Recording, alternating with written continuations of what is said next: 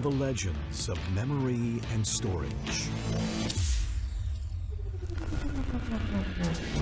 Crucial brings you the ultimate performance in gaming. Legendary products. Precision engineered. For speed and stability. Crucial ballistics.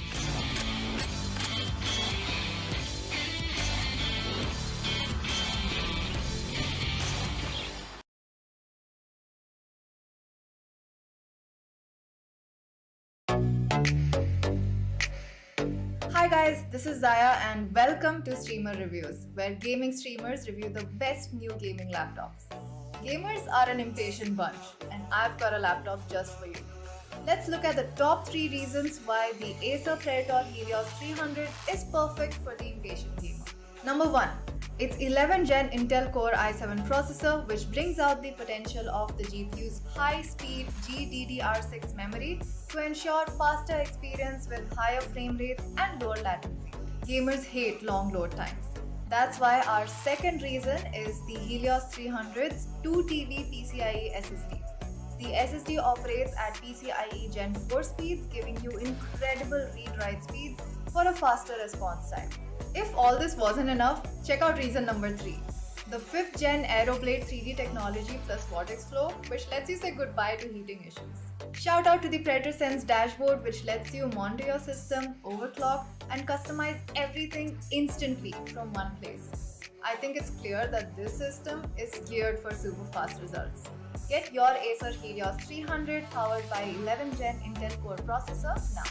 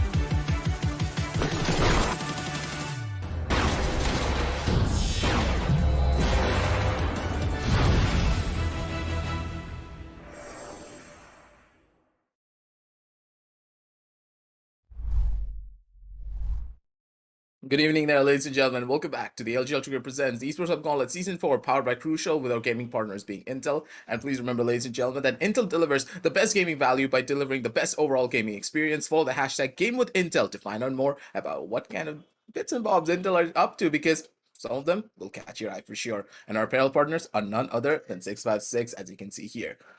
It's your boy Aggressive, back on the hot seat for the Gauntlet after a long time. It's been a while, but hey, we're already in onto playoffs.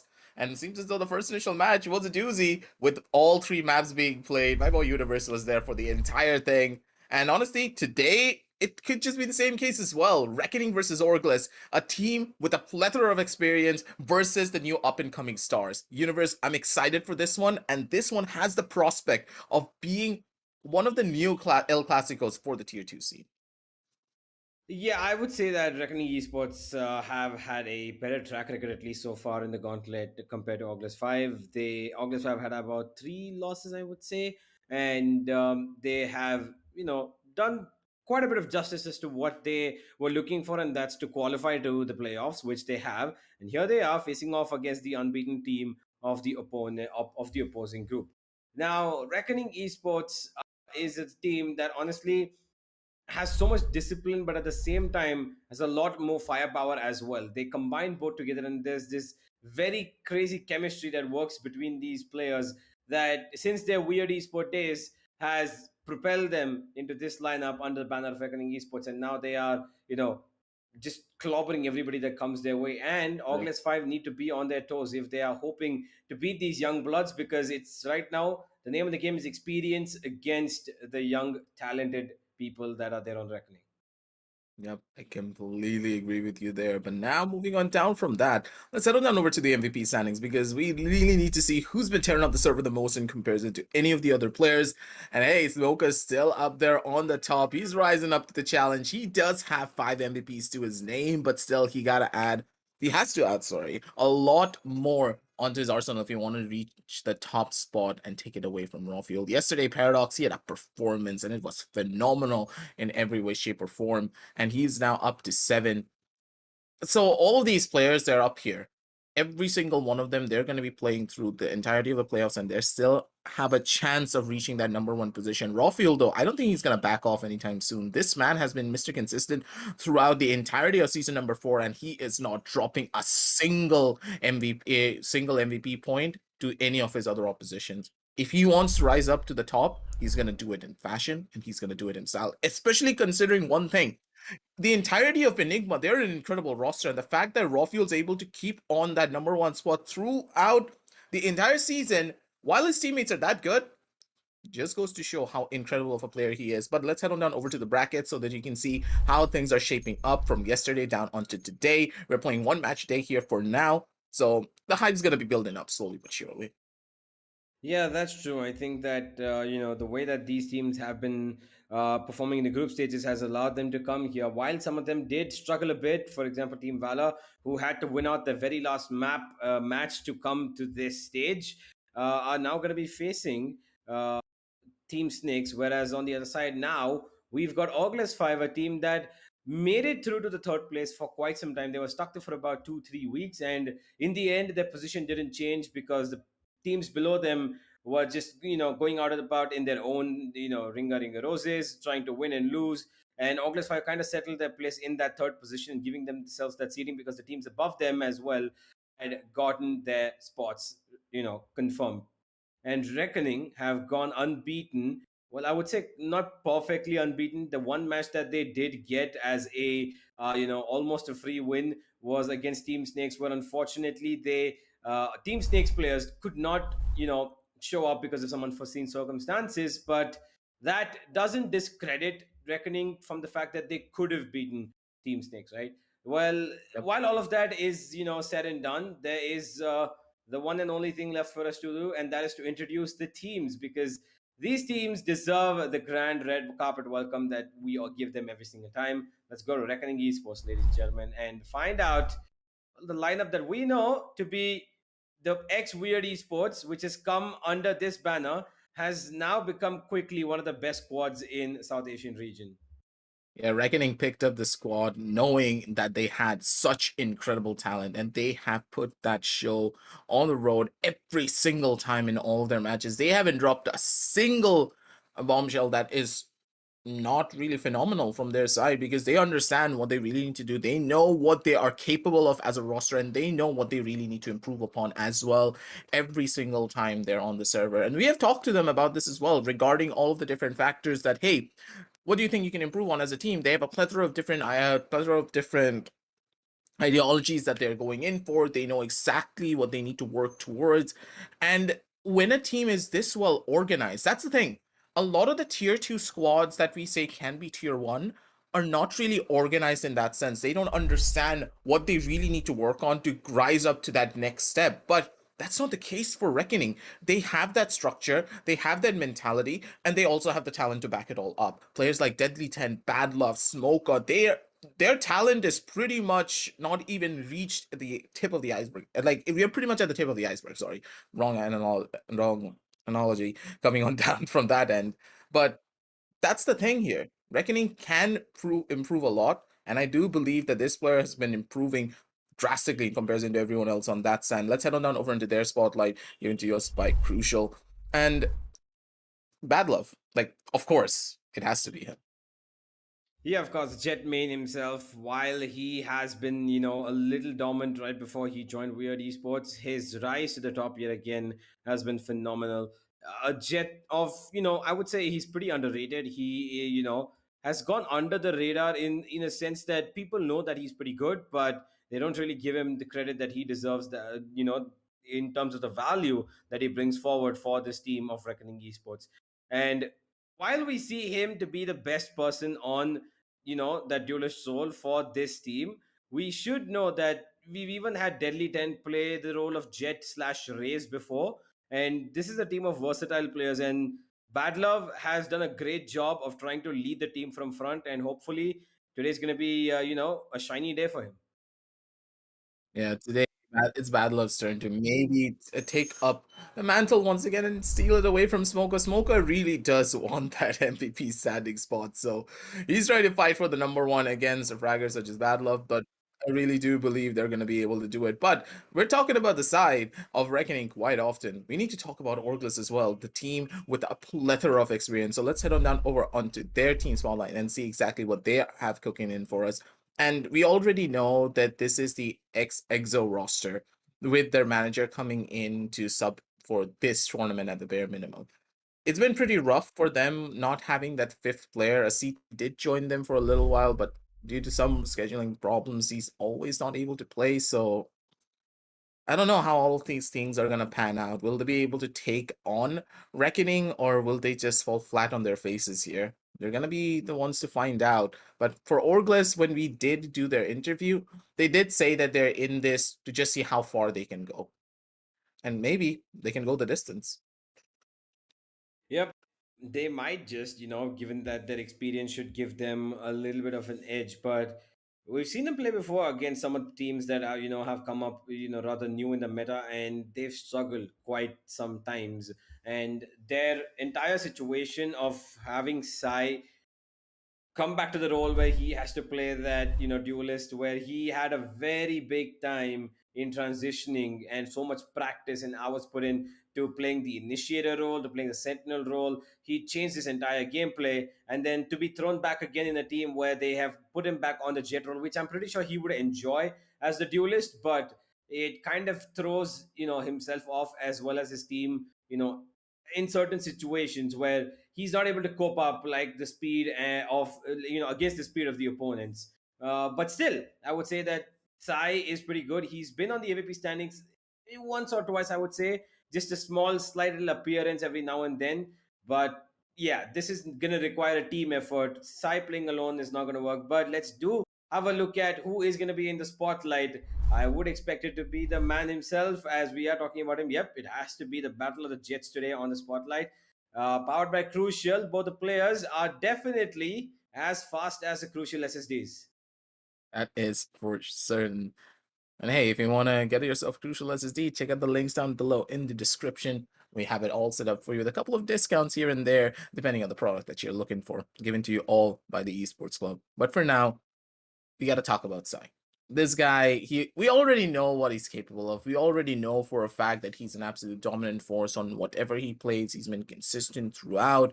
But at the same time, initially he was on the MVP standings for quite some time before he finally dropped on off because of a couple of the problems that they were facing. And I do remember that Orglis, they were not able to play one of the matches. So that also affected his MVP standings quite heavily. And that's the thing here. The more matches you play, the more chances you have to accumulate those MVP standing points, which are going to shoot you up to the right, to the very top of the tournament.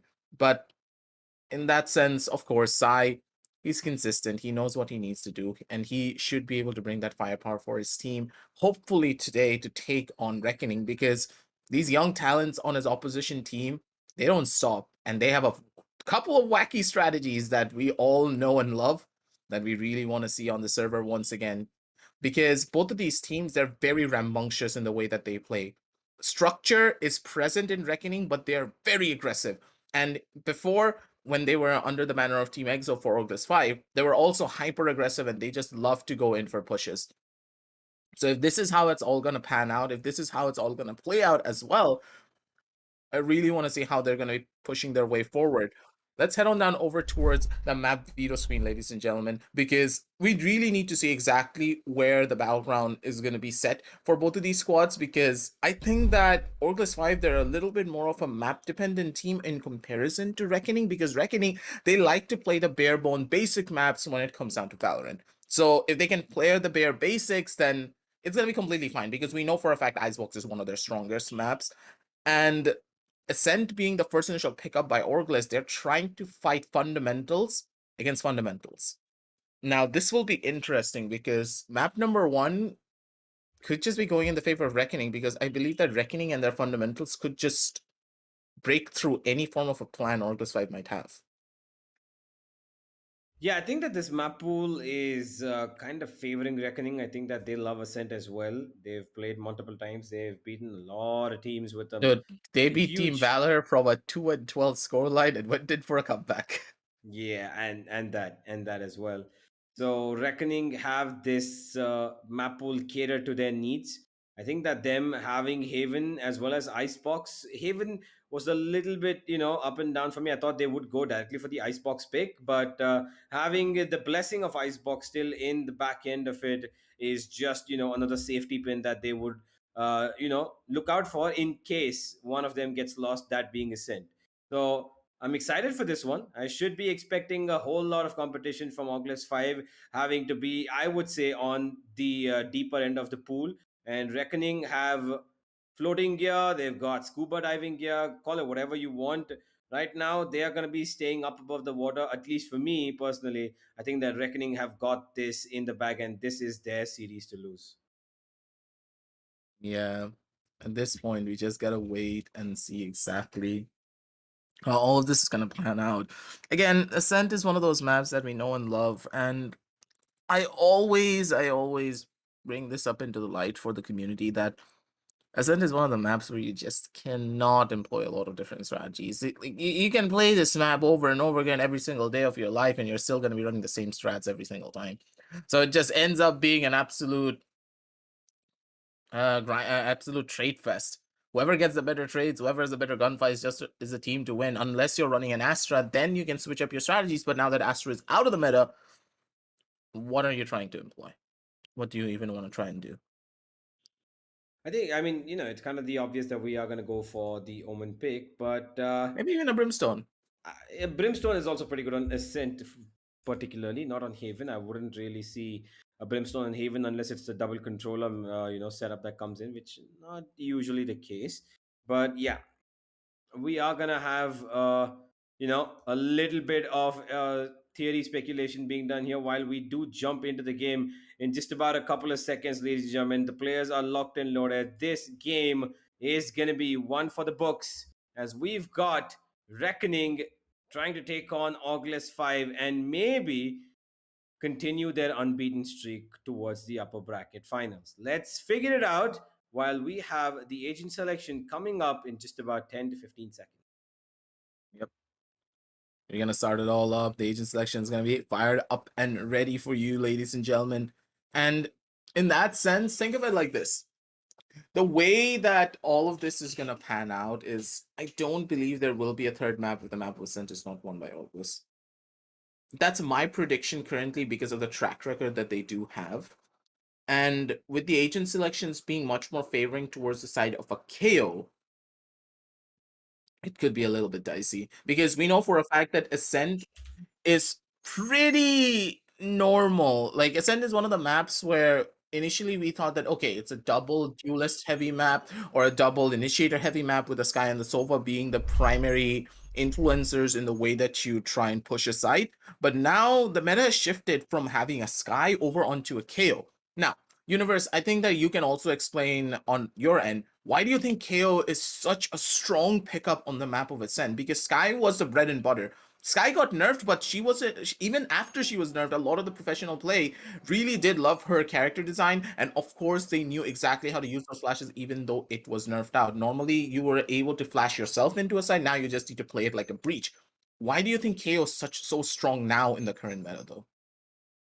I think that KO, like everybody knows, KO is a perfect counter to almost every single agent out there. There is nobody who can counter the KO's knife unless they shoot it up front straight, right? While we talk about KO, let's move into the agent selection as well, ladies and gentlemen, which I believe the KO agent is one who will never actually go out of the meta unless he is going to be, nerfed. There are a lot of maps where he's going to be used, and Sai's already picked him up as well. And I think that the way he works so well with every single composition of a team is that the Sova plays the information role and the KO plays the actual initiation role, where he initiates the attack while Sova gives information as to where you can plan to launch your attacks. And once the KO has neutralized one of the opponents in terms of the utility, be it particularly a Sova on the other end, or a Jet with her knives, be the Omen who cannot throw in smokes, or even the most important one, the Killjoy, who has a hell load of utility that can be taken out by just one knife being thrown towards her.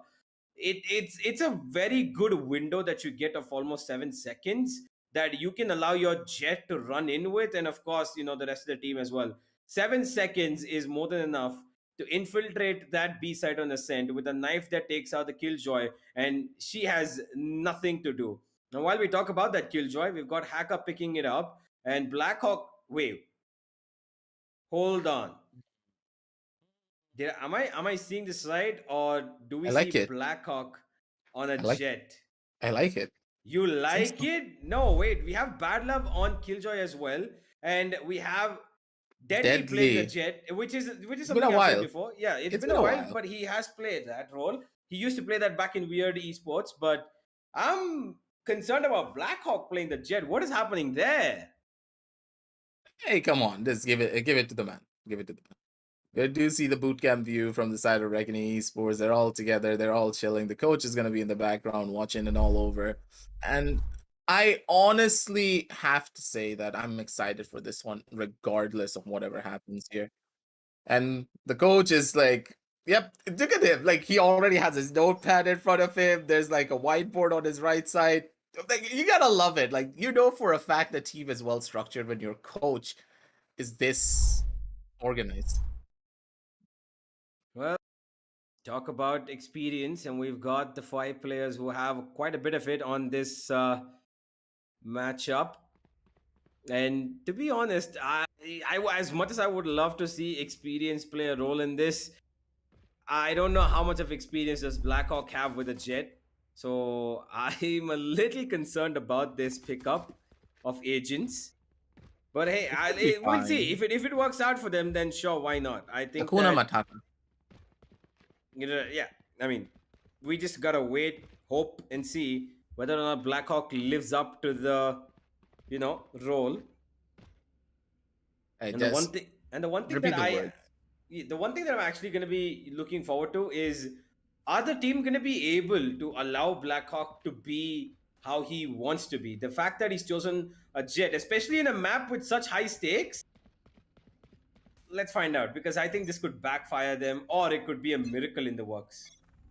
And maybe Blackhawks been practicing. This is the switch out that they needed to bring in a little bit of a change up, but still, it's gonna be a deadly one. It is gonna be Bad Love trying to go in for those shots. He misses out on it, and that's gonna hurt him quite a lot. Here comes all of the utility to try and flush out Bad Love from this corner. Blackhawk holding from a very aggressive angle, pushes his way up, does get spotted by the recon ball, needs to back on off though. This is a very dangerous play. Bad Love, he misses a single bullet. It's gonna cost him. Bad Love's gonna be good for one. He tries to go in for the kill, not gonna be able to find it though. Instead, it's gonna be Blackhawk good for another one from the back end. Hacker spots out one of the players. Dinks immediately. That's a good shot from him, but he needs to live for a little while longer. Rio's gonna be on the anchor roll. He's gonna be able to survive for as long as he possibly can. Pixel shuts down Hacker, giving the backup that he needs to. And poor old Sai, he's now down in the deep end. Nowhere to go, nowhere to hide, and only 14 HP to his name. And an impossible clutch. And I don't think even the best players in the world can try and survive this one. Well, Sai walking up mid has got nothing really to work with. RG have completely shut down this B attack, and of course with 14 HP left to his name, there's not more that he can do. A clean pistol round at the very least that comes out for them. Even the one player that did drop was able to get a kill before he did. And RGE with a good pistol round start off well. And while Blackhawk was the only one to get a kill on that side, there's still a long way to go. And he does have the Marshal in this round, which means he's trying to maybe find some sort of reconciliation. But is he going to be finding it as a question? The KO knife being taken out, and Blackhawk actually finds Rio. Now that is interesting. A good first pick, but there's a lot more that needs to come on the back of it. I love the Marshal, man. That's my normal pickup every single time I play. Doesn't matter if it's an eco round, doesn't matter if it's second round buy, I always will pick up the Marshal just because of how potent this weapon can be. 950 credits. 950 with no scope accuracy and a 2-shot to the body. Look at that. Like, oh, Blackhawk. He's an absolute god. He spots out a pixel of Pixel's head and just shoots it straight off his shoulder. This is a round-changing Marshal. Wait, 1 second. Why was Sai left alone there? Why did Badlove not check him? Smoker saw him. But this round's hero is that one Marshal like we saw on the hands of Blackhawk. And the jet roll seems to be suiting him at least for this eco round. And they won it. They've beaten the Spectre by. I told you. The Marshal can just immediately change the flow of a game. It just takes a couple of seconds to do so. The Marshal being such a potent weapon in the hands of these mechanically gifted players, they know how to rise up to the challenge. A 1-1 scoreline, ladies and gentlemen. That is going to be a thrifty. And now, all the members of Reckoning, they're going to feel the pressure. And Smoke, again, he's trying to peek out and he's going to get killed out immediately. This Marshal doing so much damage. Blackhawk, he's able to hit everyone through a smoke, through the tightest of corners. He just needs a little bit of their head to poke out, and then he knows exactly how to burst it down. Blackhawk does get a second kill, and now it's all up to Rio. Will he be able to turn up the magic? No, he can't, because Sai's just way faster on the trigger. 1 and 2, and we do see another round going in the favor of the side of Orglis. A turnaround immediately from the side of Orglis 5 as something that I did not quite expect after the pistol round that was won by RGE. But hey, that's okay. And this time we've got a full buy coming in for the side of RGE, while their opponents also have more than enough weaponry. 3 people on Vandals and Phantoms. This is a difficult round to win for the side of Orglis 5. They need to be a little wary because Blackhawk is still playing with that Marshal. And while that knife could have revealed the position of maybe 2 players, Deadly 10 immediately gets rid of it and also pressurizes Orglis 5 and discourages them from entering that ace side. They've spotted the Odin already. Ooh, bad love. This is his round to win. He's gonna be able to find one. He's looking for a little bit more. Maybe biting off a bit more than he could chew, but he's not gonna be going in for it. That's smart from his end. Doesn't want to go overly aggressive. Doesn't want to give too much away here. Pushing his way up. It's gonna be Sai. Possibly able to spot out one of the players at the bare minimum. He's looking to take this engagement, but again, Deadly has his phone number, knows exactly what to expect out of this, and this one way just causes so much damage because now he can't really push up, and if he tries to, that's gonna cost him here. That's gonna be the first initial player trying to take a swing. Deadly's not gonna be able to find that shot though. Blackhawk, good use of his own mobility, immediately uses those knives to get his way down forward around the corner, and now finally they have aiming control. But Badlove, he was not spotted. I don't think Kotfixi knows, left. But he's expecting a push, but Badlove's not giving it to him. There's the ultimate being popped up. While Rio has pushed up towards B main, he's probably going to be the win factor of this round. Badlove is going to let them go past. He knows he's got no utility to play with, and there's the Odin spamming down Kotfixi, bringing him low and taking him down as well. But it doesn't even matter. Sai and Whip have got 2 of their own, and this is a 3v3 now. But the attackers might be in a little bit of trouble, but Blackhawks rescues them again. Whip comes in from mid, and now it's all onto Rio. And while he is having a weapon of mass destruction, he's switching between what he doesn't know to pick up. And in the end, it saves the one that he started off this round with. He knows that there's no winning in this one. 30 HP. Better to save that Odin than to give it away. It's a costly weapon. Honestly speaking here, Universe, a lot of these raw mechanical skill fights are where the entirety of Orglis 5 are just able to win. On the second round, where it was a thrifty, it was a round win for Orglis, primarily because Blackhawk is an absolute demon with the Marshall. Like, who hits shots like that? The guy swung out of B main, immediately popped a single player, went over onto A main, popped Pixels in the head, and then got a reverse frag on his Smoker. And this is what happened here as well. He took the first initial entry. It was a simultaneous kill, and it just astounds me the level of map control that they're being given away. Reckoning, they're giving too much open space to all the members of Orglis 5, and they're just completely encapsulating them in a position where they cannot even come on back from. You cannot let the attackers gain control of the map of Ascent. That's when strategies just start falling apart. If you do not have even the slightest bit of control, how do you expect to hold a site? It's physically not plausible.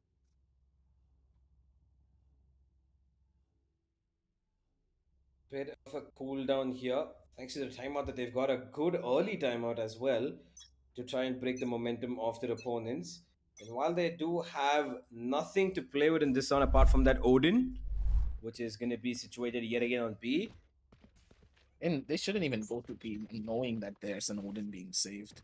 Yeah, but they are still around that B side. It looks like they want to take the fight and, maybe get it off of his hands. Or they just, don't care. That's basically... Oh, Deadly rushes in, can get one more, but that brilliant flash supports him to get him one, but nothing more. Pixels is here to try cover up for his team. Smoker takes down God Vexy though, because he was very low on health. And this beautiful thrifty round is amazingly executed towards that mid-region. One push from Deadly completely obliterated this round. Spots out the last one and Pixel taps away heads like it's popcorn coming out of a pressure cooker. My God. Ugh. That was disgusting. Pixels coming in strong with the Sentinel of Light in his hand. He knows exactly what he needs to do, and hey, a thrifty for a thrifty. You just completely caught all the members of Orglis 5 off guard. They did not expect it for even a second. Flash came in, Blackhawk tried to dash out, but they did it all with just a couple of Spectre buys. That's it. This was not even a full buy universe. They didn't force. It was eco weapons, but then again, Blackhawk once again wins out on the battle of the Jets. Takes down the player holding from short.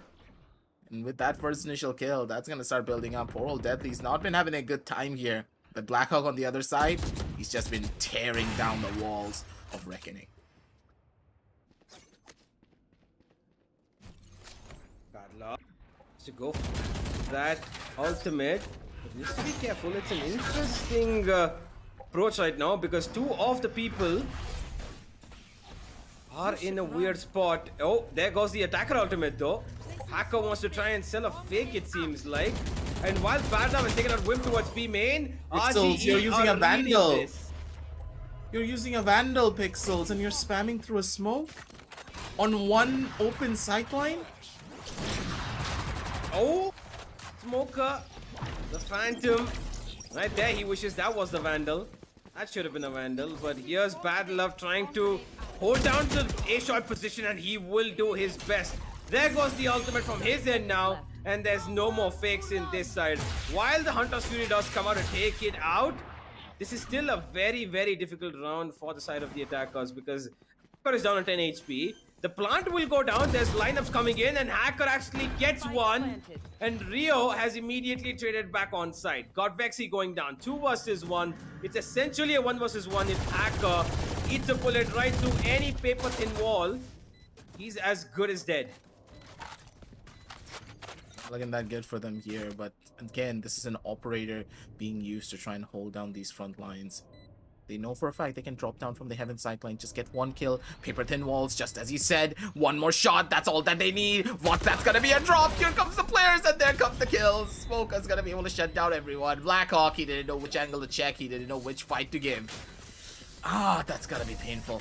They could have played this so much more differently. There wasn't an alarm bot holding from the side of generator, so if anyone pushed from garden, they would have gotten caught there. They could have easily just shifted their routes over on towards the heaven side and played from the front side of generator, or maybe played from the front side of the Radianite box. There was a lot of different angles that they could have gone in for because they had that information that, okay, 2 players are already on garden, so we need to take a risky play to get ourselves out of that. A little bit of a rough round for the side of Orglis 5. Communication did break down, but at the same time, Reckoning, they know how to come on back from it. Deadly needs to be careful. He's got 2 different angles to look out for. Well, he has an idea that they're going to be peeking here. The smoke comes in. He had a clear shot, but fails to connect it. Blackhawk needs to be a little wary about his surroundings. While he's having a good game as a Jet, he still needs to be aware of what can happen. He gives out a little too much room to his opponents. Hacker takes out Bad Love. That's the utility of the Killjoy being completely disregarded for this round. Pixels and Deathly though, they pull back too. And now it's a 3v4. And there's Pixels being caught off guard. Went for the smoke, unfortunately, in wide open areas. And Godvexy punishes him for it. 3 versus 3. There are 2 ultimates available. One of them is Smokers, which is going to be of vital use in this round. But the one problem for the attackers is they don't have the spike. Yep, but still, Godvexy has the frags. Rio's gonna be the one to take a swing, shut down Hacker before he can get any form of value down here. Godvexy, he's trying to go in for the swing, spots out Smoker. Smoker, you're holding too much of an open angle there, buddy. That's gonna be the thing that costs you, but at the same time, Rio, very much alive, and he's very much looking for all of the frags. He gets the dead, but no! Well, that's a Vandal versus the Phantom situation. Move on. Next round. GG, go next.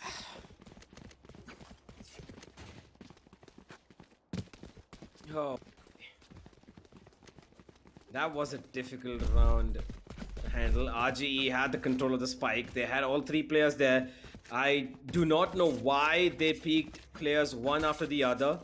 They could have just stacked up together all 3 and taken 3v1 fights wherever they peaked. But, well, sometimes you make a couple of bad choices. That's led to this. The KO knife on both ends does detect people. Deadly 10 has his knives back just about in time. 7 seconds have gone by. While he's hit that shock dart, there's another one. 60 HP he's down to. His team's shock dart doesn't connect, but he's hungry for a kill here. You can see it. He wants this. And he's waiting for the opponent to peek in. It's a very difficult position to be in. Your opponent's not pushing in and you can't choose whether you want to push in or not either. Wimp is staring at an alarm bot like his life depends on it. These are the type of situations that really can be a problem, but still Blackhawk's going to be able to sneak his way in, but Padlov, you should know. Padlov, He knew, but he was staring at the wall, bro. Yeah. For some, maybe he wanted to spam going a little bit further back, but hey, now it's up to his teammates to try and defend this side. They have weaponry, but Rio's been detected and he's gonna be spammed. Deadly, 1 knife remaining and a classic to work with. A Vandal's lying in front of him, completely unguarded. Now it is though. Blackhawk's gonna steal it away from him. Smoker gets 1 frag, he retrieves it, but it's a round over. It's just done and dusted. He's just gonna try and save this gun and maybe just back on off. This is a really close fight. They win 1 round, they lose 1 round. They win 1, they lose 1. Every single time, it's always that 2-point differential that just keeps both of these teams up and running.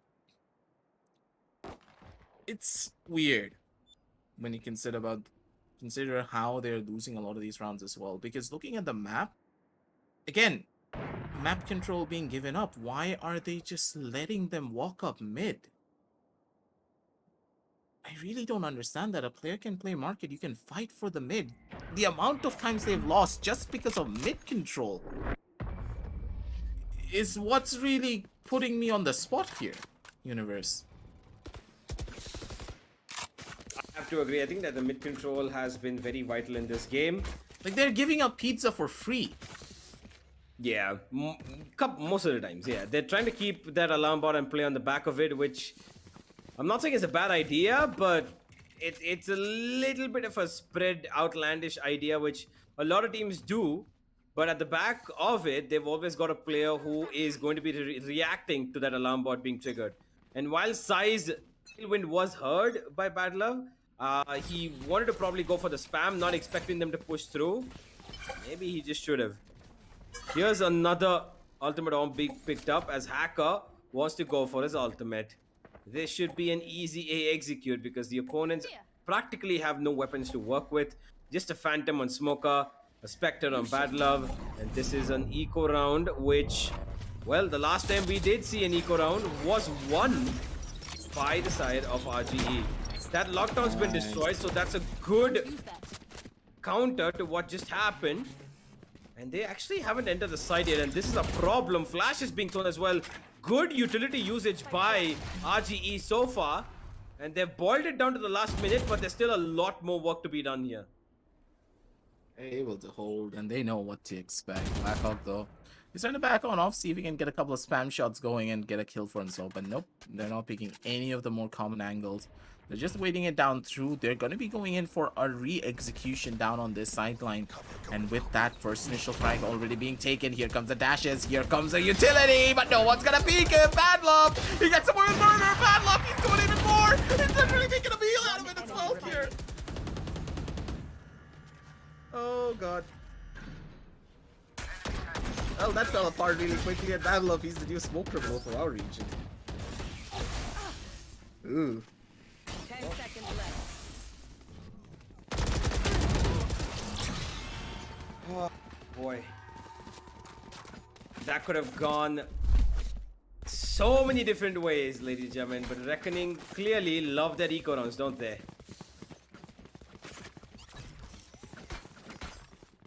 What round that was executed to perfection, trying to pitch their opponents in every single direction, utility usage to the best of its ability, taking down a Killjoy ultimate, stopping them from even entering the A side, and eventually boiling it all down to a win. Reckoning have done some pretty great work here, and they need to keep this up for as long as possible. They need to wait till they move on to the attack, because I believe that's where their potency lies a little bit more than the defense. And Deadly, he's got the initial frag. The first blood is his, but what the side of RGE know that Orglis 5 don't know is that there is a B stack. And Deadly is leading that stack with his frags. He gets 3. Give it to the man. One more. Oh, whip. Good shots. But at the same time, the clutch minister for their side, I don't think this is going to happen. Oh, he gets stoned on the back of the head by Bad Love. How much that he can do here? But a 5-5 scoreline once again. Trade for trades, round for round. It's happening every single time one of these frags drop. I like the plan, but finally they're actually fighting for the mid control a little bit here. Not exactly the way I wanted them to fight for the mid control, but you know, they get that early warning alarm bot by placing it a little bit further forward. They can't just walk past it by smoking it, because even if you smoke that alarm bot, you need to walk through that smoke to go over to that side lane. So this is smart. Bad Love's adapting. He's learning from the mistakes that he's making on this Killjoy, and he's able to shut down any form of an aggressive play that can be taken from the members of Orglis 5. Oh, Smoker, a little too ambitious, missing out a couple while he's being killed off by that alarm, forgive me, turret as well. Spike down. Why That turret is is nobody shooting down that goddamn turret? Hey, if someone shoots the turret, then someone's gonna die to a player, so what's the difference here? Yeah, but that turret's given them a little bit of trouble, clearly. Both Smoker and Pixels had a lot of damage being taken by it. And Hacker got a free kill because of it as well. And it doesn't matter, because they do have economy, that I will agree. But come on, somebody, both of you pushed up. One of you has to take the responsibility of taking down that turret. It's not a 6 and 5, so It's a 6 versus 5 that happened on mid.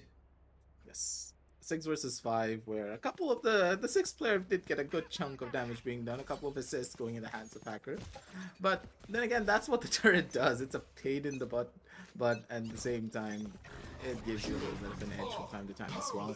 Moving on down from that though, ladies and gentlemen, we do see another hefty push coming in through already. Bad Love has an Odin in hand. He's looking to deal a little bit of damage as soon as the spots are being taken. That's a lot of Odins firing down. Ladies and gentlemen, from the other side, they're gonna pick it up, but oh no! Blackhawk! Oh, what is happening? Spike That was a very chaotic push. It looks like the one thing that Orglis 5 wanted in this round was to just bare brute force their way into that B side. And they did their best and they find the rewards on the back of it. It was the last round and it was a last ditch effort. And it seems to have worked for them. 6 and nothing to separate the teams. We are back again to where we started from, ladies and gentlemen.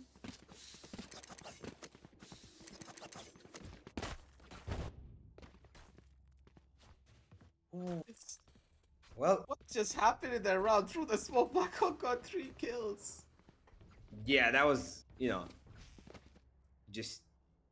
I really doubted Blackhawk on the jet roll. Forgive me. Forgive him, Father, because he has sinned. Forgive anybody and everybody who doubted Blackhawk. Look at that, man. He's so serious. But at the same time, he knows he's having fun, giving out comms, enjoying his game 100%. Something that I never thought I would see in a long time. Or ever, for that matter. And he seems to be doing his best. RGE have already lost out there. One main man who had to give them and create the space. And yeah, wow, okay, Blackhawk. All right. And the amount of times I've died to people who just push through mid. Why are you pushing through mid? But hey, if it works, it works. Like, do you know I have PTSD because of this? It's always that one jet player that starts pushing from the side of A short onto mid top. Blackhawk, I love you and I hate you at the same time for making a play like that. Because that's so smart and no one will expect it. Placing swarm grenade. That is such a risky play though, Universe. Just to push from mid top like that, it's smart. But to do it early in the round as soon as it starts, Remaining. sure. But then again, then there's Sai, who just casually taps people out of existence with his ghost. He's looking for more. Get it? 30 seconds left. Well, oh, Bad Love. Good shot, but a couple more to find. Bad Love! He gets... What the hell just happened? Even though they were peeking him all together, this man taps away people out of existence and he might just be caught on the cross over here. Oh, of course, Blackhawk. Oh, that was a disgusting shot, Blackhawk. Oh my god, I want to see his perspective, but at the same time, god damn! Bad Love, you just went on a different tear. Forget Jack the Ripper. We got Bad Love the Ripper here instead. Just look at this man. Pop, and even more hackers sadly was not able to hit those shots, but it's completely fine because he got Blackhawk on the reverse. Nearly pulled off a 1 versus 5, but Bad Love, you gotta remember that this guy, when it comes down to his raw mechanical skill, he does not skip a beat. Okay. And interesting round from two individually brilliant people, and Bad Love seems to be trying to compete with Blackhawk on the kills front, while the side of the defense have the advantage for the moment. We've seen how RGE's eco rounds have been. Do not underestimate them. Wimp takes a piece of information, falls back immediately, knows that he does not need to take this fight. Nobody's gone past him. Deadly 10 though, acting as a bait, actually not being supported for the first second. If Wimp would have just fired off a free bullet, he might have gotten a kill as well. But hey, this A side, oh, there he goes. He gets one. He's got the support of a turret as well. But it doesn't matter because Smoker's got 1 pixels. Expected that wine player. And there it is. Yet again. Oh no. You're joking. Yo, man, come on. No way, dude. Come Around on. for a And round. of course, Bad Love has got his ultimate, which he's gonna drop. Yeah, there it is. Killjoy Another out round eco. 2. Another eco. This is the 3rd eco that they've won in a row, aggressive. Godvex is going to be detained. No time. And They have there's nothing. nothing Sai can do. He's blinded. And while he might be towards shot, getting one kill, he has no support from heaven because Adlav's already groomed that area, cleared it out, and even if God Vexy does come in for an exit frag of sorts, it's not gonna help him. The round's gone, the round's over, and Sai, well, get as many exit frags as you want. The spike's gonna take you down. What a round from RGE. Brilliant stuff. They just rushed on in. They had the angles. They had everything under their arsenal. Wimp. Yeah, that's the problems of having a low sensitivity universe. I don't know your sensitivity, but Wimp sensitivity is quite low. He tried to flick his hand up to try and kill, destroy the recon bolt. If he was able to do it, possibly there was a chance he would have lived through that.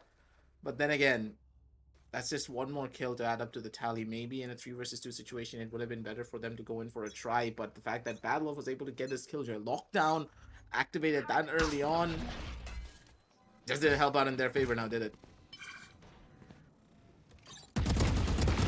That's done. Bad luck. Takes Casual care tap. of that push pretty easily. While the rest of his teammates are moving in towards A, which is a heavy utility laden site. And Hacker, he needs to at least try and find one kill. Smoke to support him. And he does have the Nana Swarm to prevent them from running in blindly. But all he has in his hands to fight with is that classic. And look at the amount of respect that they're actually giving them. RGE are playing this slow. They know their opponents are on an eco. Move him. He almost had a shooting gallery. He still has one player. Could have taken him down. Nope. Deadly says not today. And that's going to be RGE picking up another round. The 8 and 7 now, ladies and gentlemen. Starting to slowly build up more and more.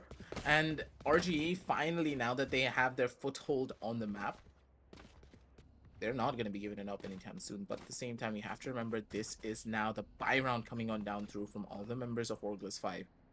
The fact that they have so much room to work with now that they understand exactly what Reckoning are trying to employ in a lot of their strategies, things are gonna get pretty interesting here.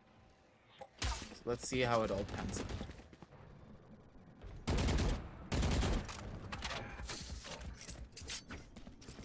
Sai, being pushed off his angle, is actually moving immediately rotate towards mid, it seems. While there is utility to stop them, it's immediately been taken off itself. They're being very careful about this, Orglis 5. They want to try and cut off every single nook and corner they can. Look at that hold towards A. Pixis is holding from his own spawn, waiting towards A main, seeing if there's going to be any push. While his teammates are actually looking at a very weird split between B and A. And okay, there we go. Hacker and Blackhawk take down one of their own. And 5v3 established here. While Sai is looking in the right direction, Deadly 10 is not going to be ready for it. 2 versus 5. And at this point, I'm just going to say, RGE, pick up pistols, forget everything else, man. Spike Yeah. down A. I think that Reckoning, they did not have the best of buys in this round, so I'm just going to give them the benefit of the doubt. Spots out one of those players, Pixels does not used to this. He gets one and he gets immediately traded out. 8 and 8 on the scorecard, ladies and gentlemen, and that's going to be another run going in the favor of the side of Orglis 5. Smart plays, slow methodical takes. That's all that you need to try and go in for a round sometimes. 8 and 8 and the map of Ascent is going to be a pretty close affair. We kind of expected this, like, there's a high chance of this going over onto 3 maps if Orglis 5 are able to take the map of Ascent away.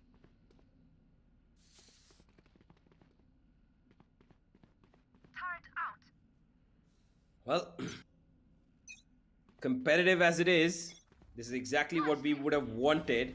Not something that we expected. I honestly did not expect this when I saw that Ascent is in the map pool and RGE are playing it. And on top of that, when I saw Blackhawk playing Jet, is definitely something that I did not see happening. But hey, here we are. Two teams going blow for blow. And they are keeping the scores level at almost every single minute. If one goes up, the other one follows suit. And for the moment, RGE are taking things very slow. Fake out towards A, have a rotation already being called in, and the B side is open except for that recon coming in. Detects only one player, I believe. There goes the utility. There goes a lot more firepower. The recon as well, which actually is taken out by his own teammates' grenade. And Rio's found side. And this is a difficult situation already for the side of Orglis 5. They've lost a player who could have probably secured this round for them with that ultimate. But now they're going to have to fight it off with whatever they've got. 4 versus 5.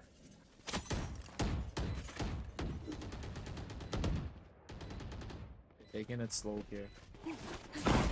Playing it a little bit more systematically, but then again, Blackhawk, you're in the lion's den here. Blackhawk, what is he thinking? Blackhawk, if he gets a kill out of this, this is gonna be insane. No.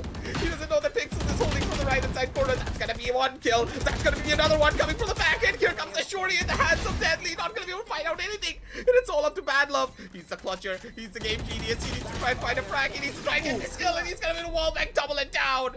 Callouts are beautiful. They knew exactly where the spike was, and we're gonna get an instant replay out of that one. This round was in complete and utter chaos. What was happening? Blackhawk, he was inside of the side. He tried to go in for a kill, but then 2 players from the side of Orglis 5 walked straight into the sight lines, got the 2 fraggers who were holding inside of the site, mind you. Bad Love got the call out that it's a corner plant, so he just needs to go in for the wallbang instead of trying to go in for a peek. It was so smart. It was so well planned out. And even in the midst of chaos, Reckoning Esports, they were able to rise up to the challenge and come out on the top.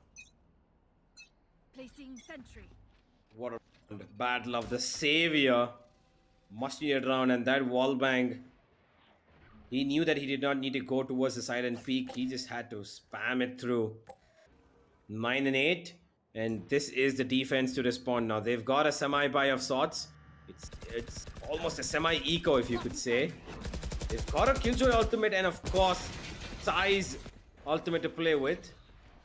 But how far can they go? Because Hacker is looking for a fight, and all of his powers are settled in towards B, with that being just one turret. No other investments in this zone apart from that frenzy.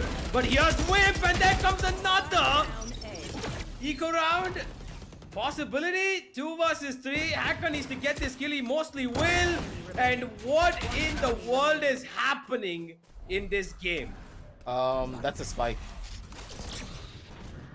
He needs to take this and run. He knows for a fact that Sai's not here. He just closed the door. Sai's not here. He closed the door. Oh, he's going. Yeah, he's going. Nice. Yeah, of course he's going to be going. Easiest way to rotate, just, go there. That's it. Just teleport. You got enough time.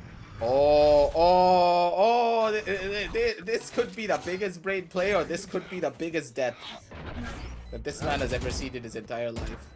Yeah, but what Sai doesn't know is that nobody's in those smokes, and he might have a disadvantage given that, he teleports back towards both sides. Beautifully done. The timing on that was perfect. He knew that if Sai does not come in within that much time, he's going to be taking his own sweet time to clear out every single angle, and Pixels needed to take the fight. Beautifully done. And that is Reckoning taking the lead 2 rounds in their favor for the first time in a long time. Now, the only thing that we're going to have in our wallet to check is not money, because that's what the side of Orglis 5 will be saying. They definitely don't have enough money after this round. Some of the players are on half armors, but here they are putting out a desperate ultimate attempt, and Bad Love shuts it down immediately. Hacker's gone too. There's nothing left. This is immediately turned into a graveyard. And Sai, while he might be revived, they're gonna immediately take him down. Perfectly done. Deadly knew exactly when to spam down that wall. And Blackhawk's left all alone in a 1v5 that he can only hope to try and retrieve something from. Maybe one exit frag. They know he's towards spawn, and they're gonna all be rushing towards him. Look at the amount of bullets. This man must be trembling in fear. But he takes down the Odin, and that's good enough.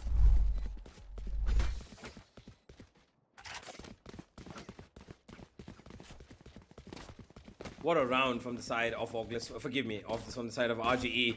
Immediate fights taken. They stopped Sai as soon as he peeked from market. Bad Love literally tapped him the second his ear was seen popping out from the right side. And that was it. They got 3 kills in a succession within 2 seconds. And of course, you're not going to be coming back from that in that 2v5. Perfectly timed executes, well committed rushes, a team play overall, and above everything, playing it like a disciplined team. This is RGE at their best. And even if, wow, okay, sure, Bad Love, you just sprayed on side through a smoke. Well, He must be fuming right now. Molding is part of Valorant, and I think Okay. that other players are molding even more. Okay. Spectre Supremacy, anyone? Spectre Supremacy in the chat, ladies and gentlemen. Put it in right now. Right now. It's necessary. Imagine using a Vandal or a Phantom when you get a Spectre in your hand, right, Universe? Imagine. Oh, no. For you, it's a Shorty. Yeah. Actually, yeah, it is a shorty. Shorty, like I said, ladies and gentlemen, is He's actually gonna make a rap song out from the Shorty. I swear to you, not one of these days, Universe has to make one. It's the best gun in the game. You give me a shorty and I'll wipe out your name. 30 Oh, it's happening! He's writing the lyrics already in the middle of a cast. That's how talented my boy is. I'm gonna throw out a shorty montage and get that fame.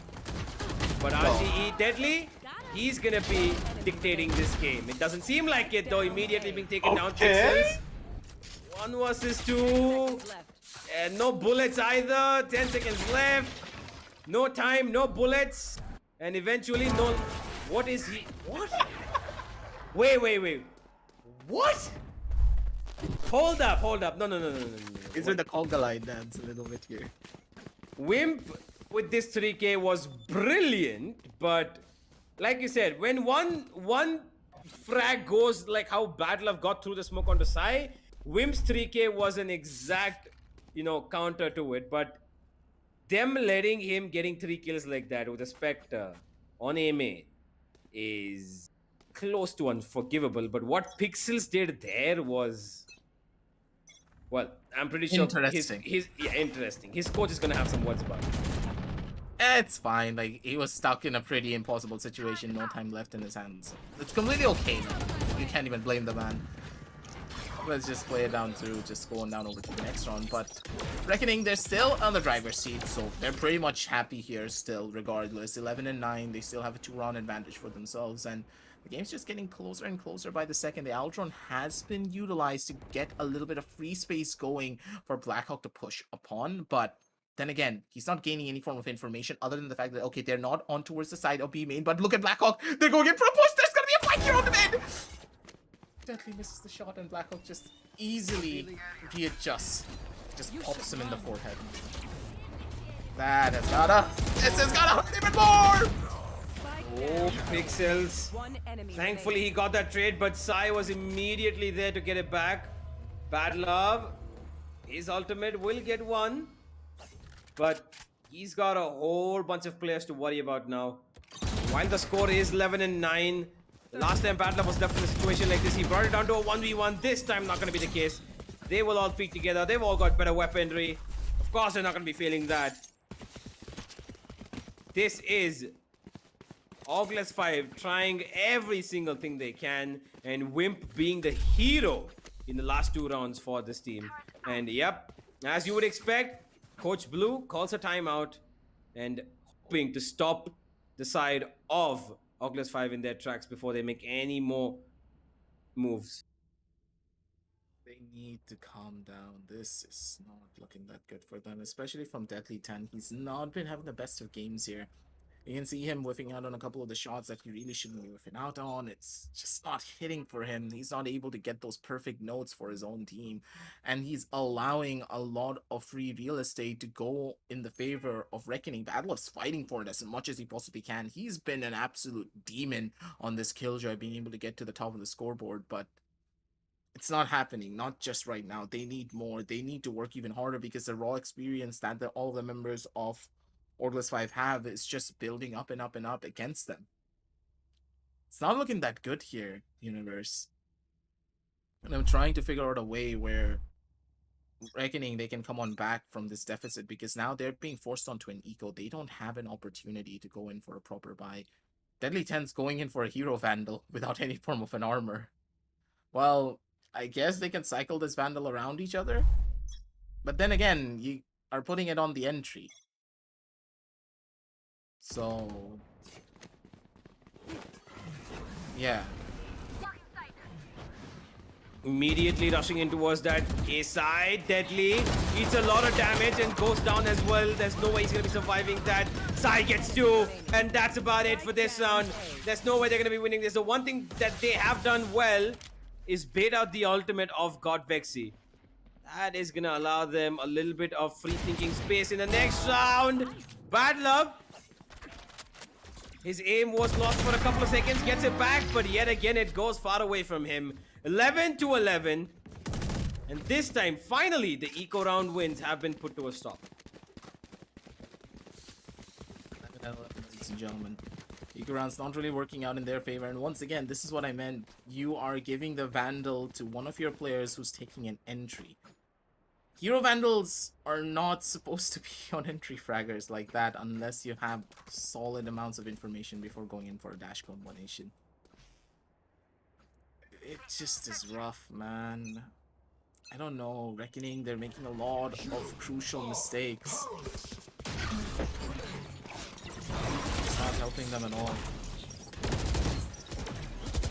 Oh, they need to be careful. The one good thing about this round is their opponents actually have no ultimate, but God Vexy actually puts a stop to one.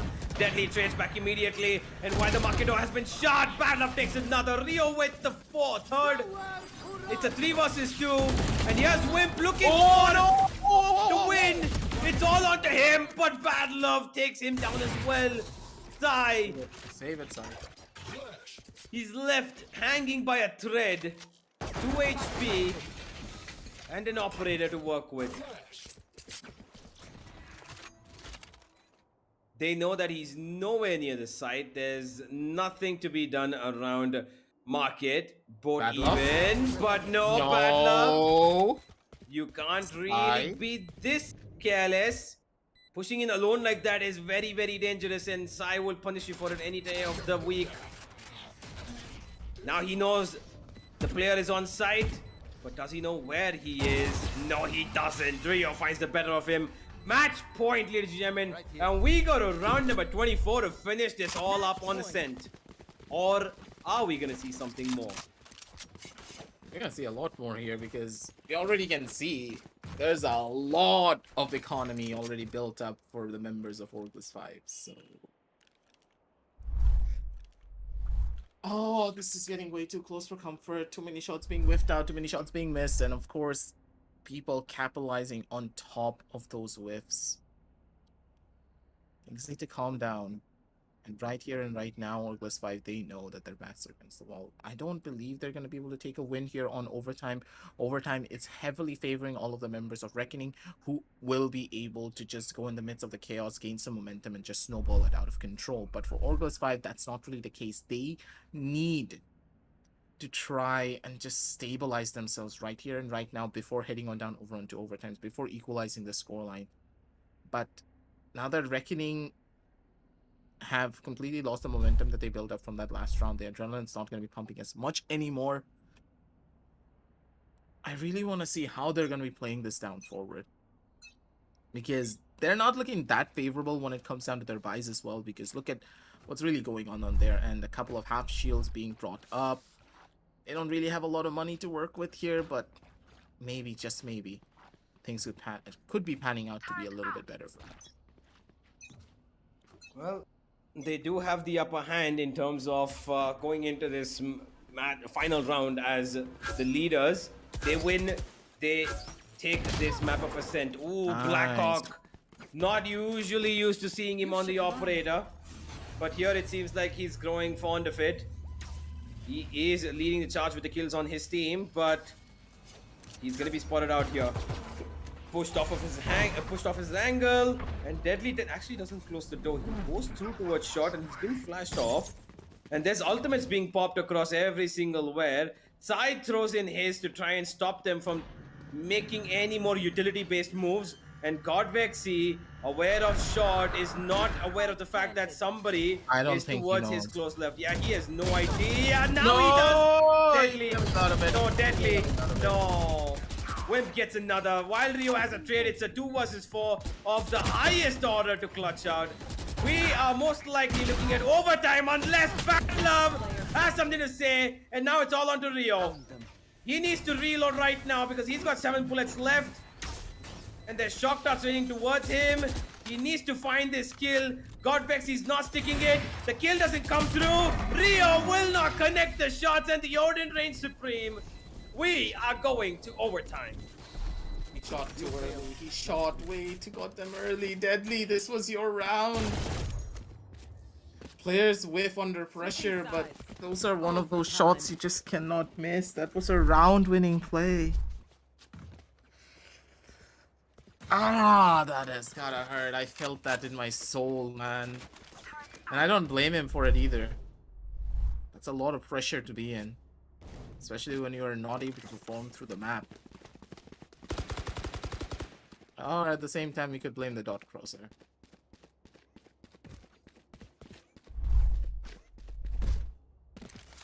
Boy. This is something RG did not expect. But the side of Orglis 5 have outdone themselves getting back into being in this game, especially with the changes that they've made. And now RGE gotta fight back for that victory. They gotta be a little bit more contingent about how they approach stuff on their attack. Right now on the defense, they should be looking good. But here's an A push that could be deadly. And speaking about deadly, he and his teammates are immediately making the rotation towards A. They've actually left everything. They don't care about the B side anymore. Here they go in. Blackhawks dashed in. He's got a free kill. Pixels was waiting for the smoke to be popped. And Smoker, while he does have one trade, Badlove comes in for another. Make that 2. Now it's a 2v2.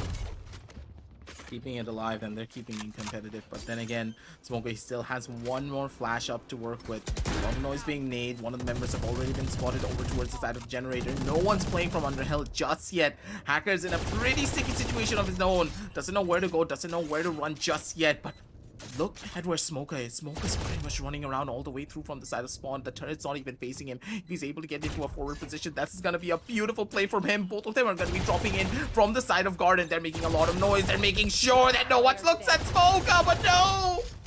Smoker! Standing ahead. I think it's over, right? No? Baby? Rio? You should be able to get it! Oh, what? Boy, Wimp. That was a very, I very know. reckless play. He does have the defuse, that's for sure. Wimp, why? 2.6 seconds left, but He can run around the generator. yeah, he Waste could time. have just run around the generator like Aggie said. I don't know why he went for that teleport. He wanted to maybe 200 IQ his opponent, Lex but did Jovovit. Lex did Jovovit. well, he's not going to be flexing any of those moments, that's for sure. That is a bit of a unfortunately timed teleport that Wimp is going to be kicking himself for. He could have just run behind. All he needed to stall was 2.5 seconds more aggressive. That was it. Oh boy, okay. Blackhawk immediately trying to undo the mistakes done in that attacking half, while A are on the defense. They're behaving like they attack themselves, but Hacker here, he's taking his own sweet time to try and stop these opponents. And while they are running, the door has been shut down immediately, but taken out as well. Blackhawk gets one more Hacker, and they're not out of this yet, ladies and gentlemen. 1 versus 3, make that 0 versus 3. Another overtime we go to. Switching sides. Overtime. Just pulls you into a different light entirely. Ugh. This is a problem here. Because on this 13-13 scoreline, it's just not really the thing that you want it to be like here just yet, but it's fine.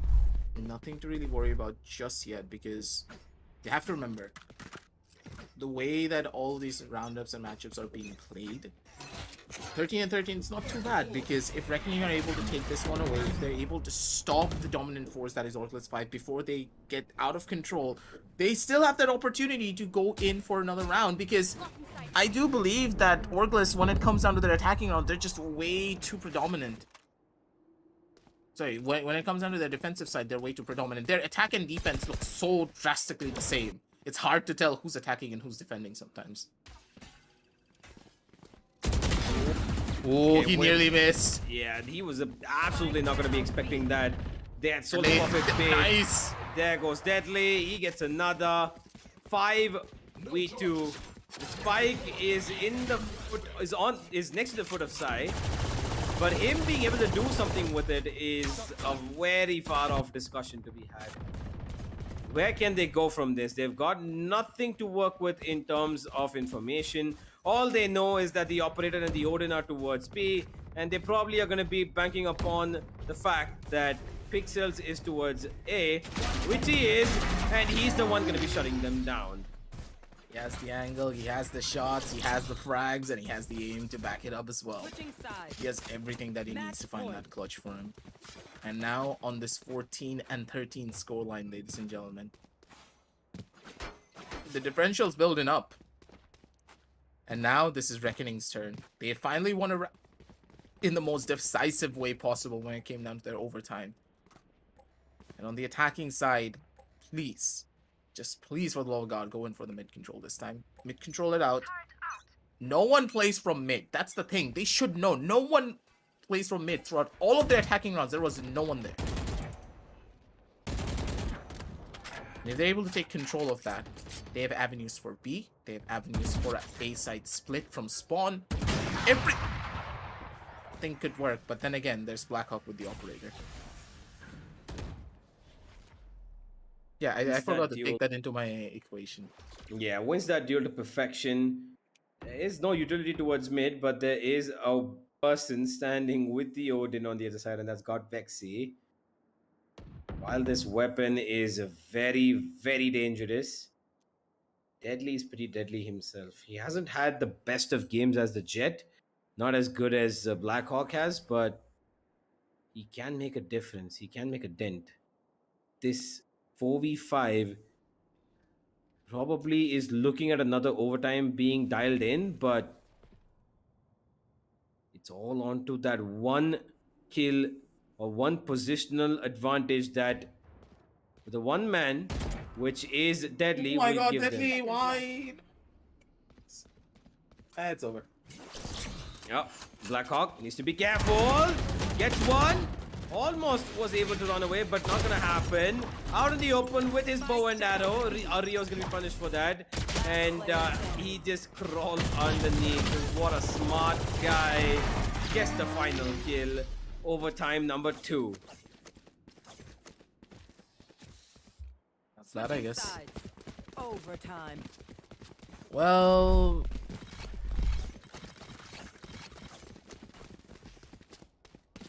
Well,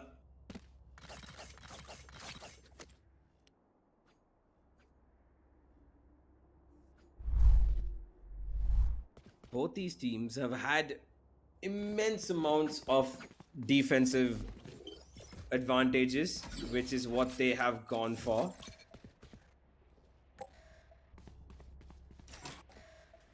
And when on their attack, they just seem to fall apart. And even though they get the site at times, the attacking side just seems to be more vulnerable in this overtime scenario more than it was during the normal rounds that were being played out.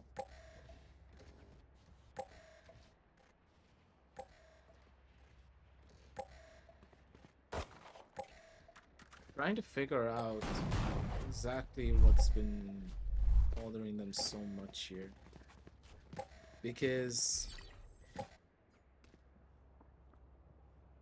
you guys back on the chat are saying that RG are gonna be able to win this, but the way that some of these rounds are falling apart are just I can't put my finger on it, man. As casters, as analysts, we always try to break down a game and try to give you the best possible outcome for a matchup just through the raw numbers that we have on our screen and also what we can see from the game. But Universe, I don't think that even if a supercomputer computes this number, we can't put a proper tally and a proper percentage on who's going to be able to win this one. Because both of these teams, they're making mistakes on their own attacking side.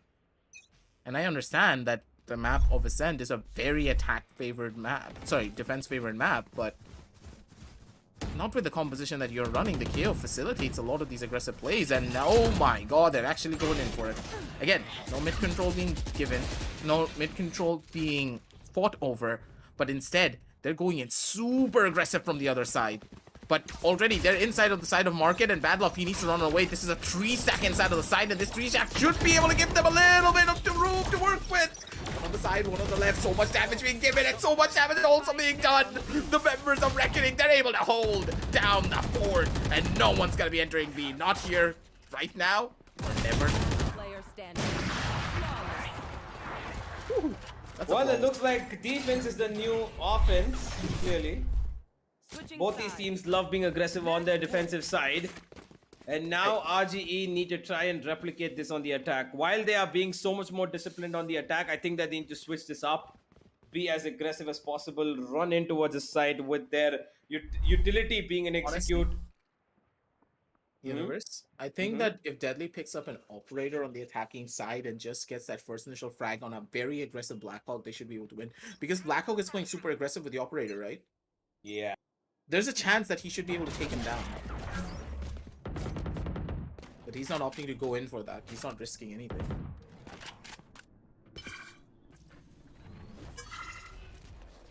Whereas much of in a pickle as you guys are back in chat. Whether Orgless 5, did I just say Orgless 5 really? Yes, Argless 5. Because honestly, we're flabbergasted by this match. We're just watching it with you guys back at home.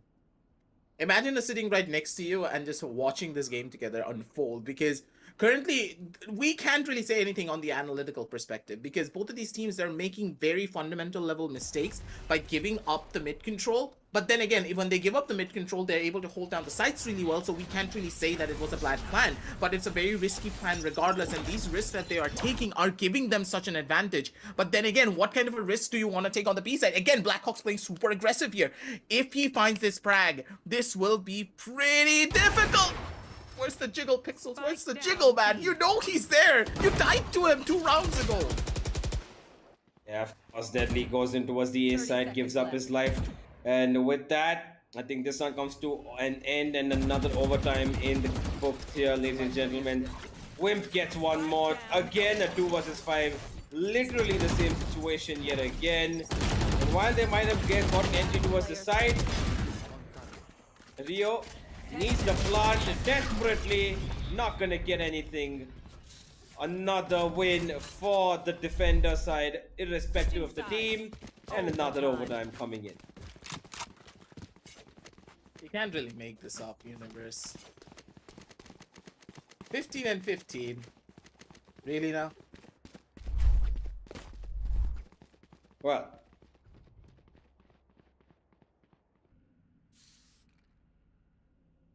whew. This is turning out to be a very interesting map. And I am not quite sure yet who is going to find that, advantage on the attacking side, because look, Get an attacker-sided operator. Again. This deadly, just get an attacker-sided operator next round. You're gonna be able to take out Blackhawk. I swear to you, you're gonna be able to take it out.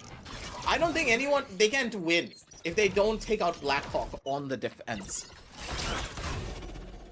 If Blackhawk is playing aggressive with the operator, the only person that can challenge him is another operator player. For the moment, they've left mid alone yet again. They don't really care about it. They're trying to play from the sides more, and them being split up is something they're okay with RGE. But they do have a constant eye towards that mid region in terms of spawn. And here they go towards A. Deadly with another. That operator down working mid. perfectly. This time not going to be able to dash away with a third.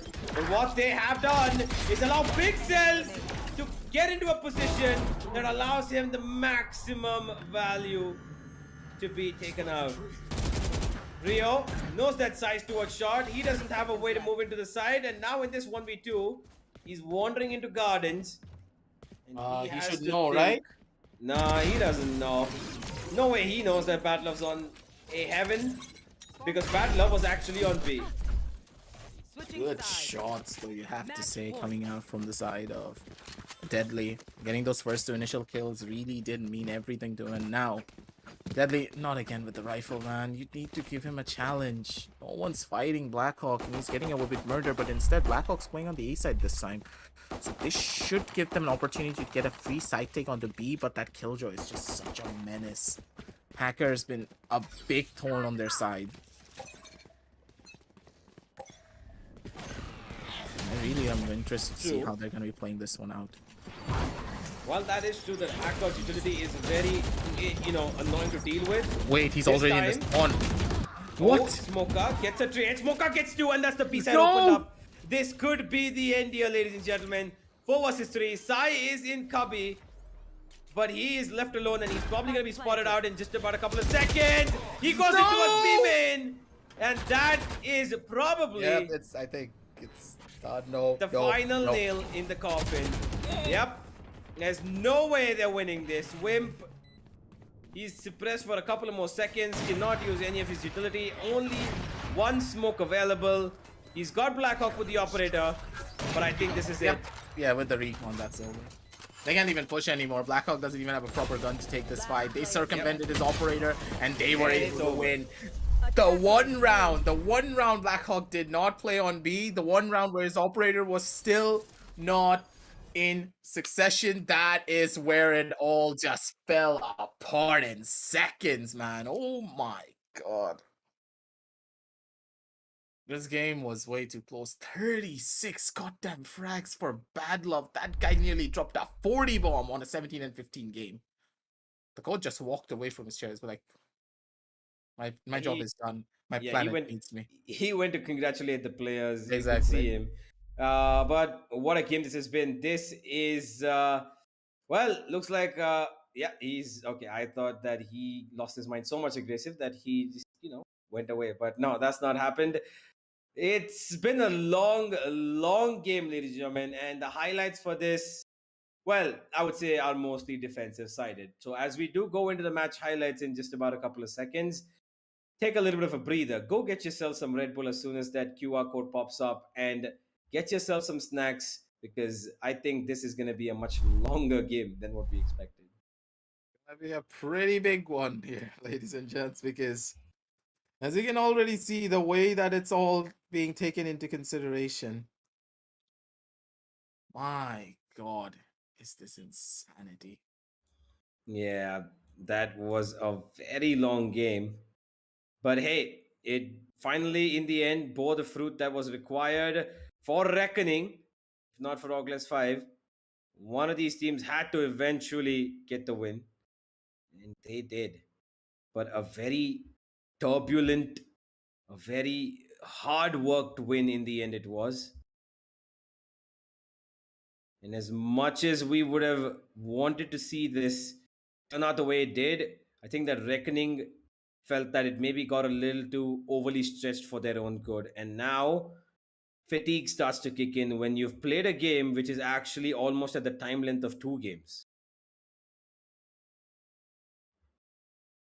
How are they going to be coping up with it in the in the map to come, which is especially Reckoning's map, which I believe they should have a little bit of an easier time with. I don't expect Haven to be going into overtimes or on top of overtimes, but I think it'll be about the same region as 13-10, maybe 13-9, whoever wins it. But yeah, for now, this is the story. This was one particular highlight round from Bad Love where I don't know how the hell he got those 4 kills. The first one was brilliant, but the remaining 3 on towards mid was the fault of Orglis 5 not being able to connect their shots. I don't know how 3 people at once could not connect shots onto one player. It happens. Don't tell me you don't whiff shots. Hey, if there's two other teammates with me, Maybe. even if I whiff, they've got me covered. So Hey, what if they whiff? Who's got them covered? Okay. I do. At that point, I do. Yeah. You got them covered from the grave, right? I mean,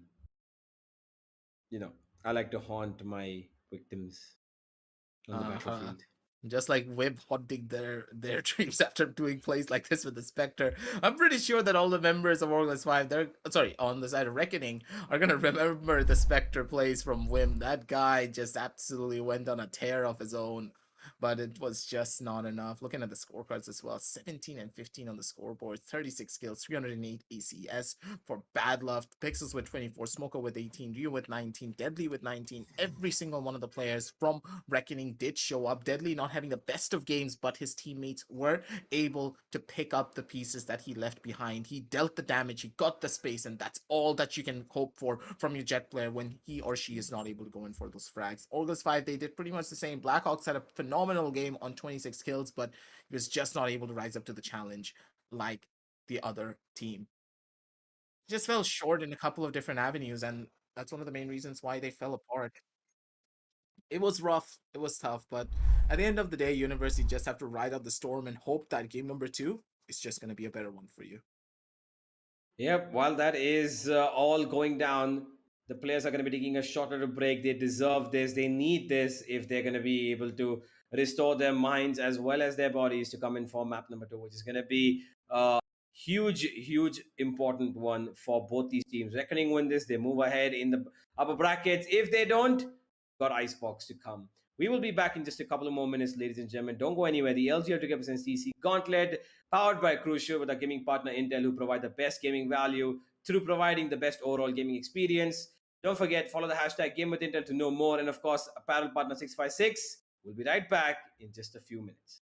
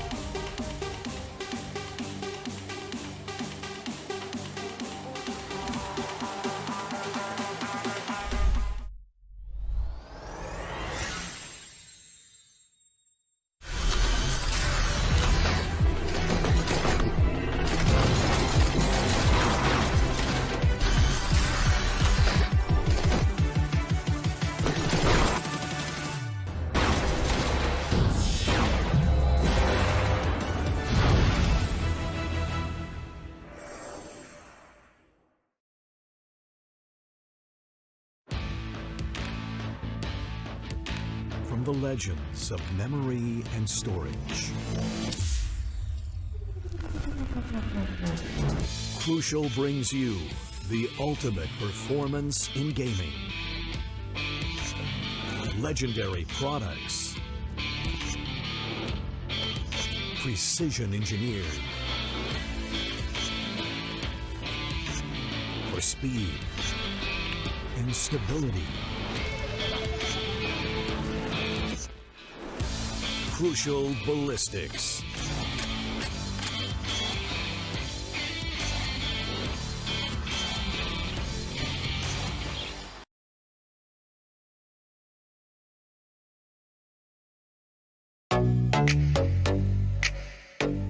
Hey guys, I'm Ankita. Welcome to Streamer Reviews, the place where you can watch gamers review the best new gaming laptops in the market. Gamers love exploring the vivid detailing of their favorite games.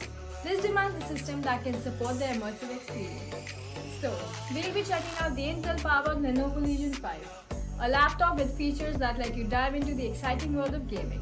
One of the most important aspects of the Lenovo Legion 5 is its 11th Gen Intel Core i7 processor, with a base clock speed of 2.3 GHz up to 4.6 GHz turbo. It flaunts 8 cores, 16 threads and 24 MB cache. The Legion 5 lets you untether your gaming experience with Intel Wi-Fi 6, ensuring you can enjoy your favorite games wherever you like. Play on the go with up to 75% less latency. The Lenovo Legion AI engine optimizes performance automatically to any of the top 16 AAA games you're playing, with auto detection dynamically allocating CPU and GPU usage accordingly to get up to 15% more FPS. Speaking of senses, there's another sense that's also important for an immersive experience: sound.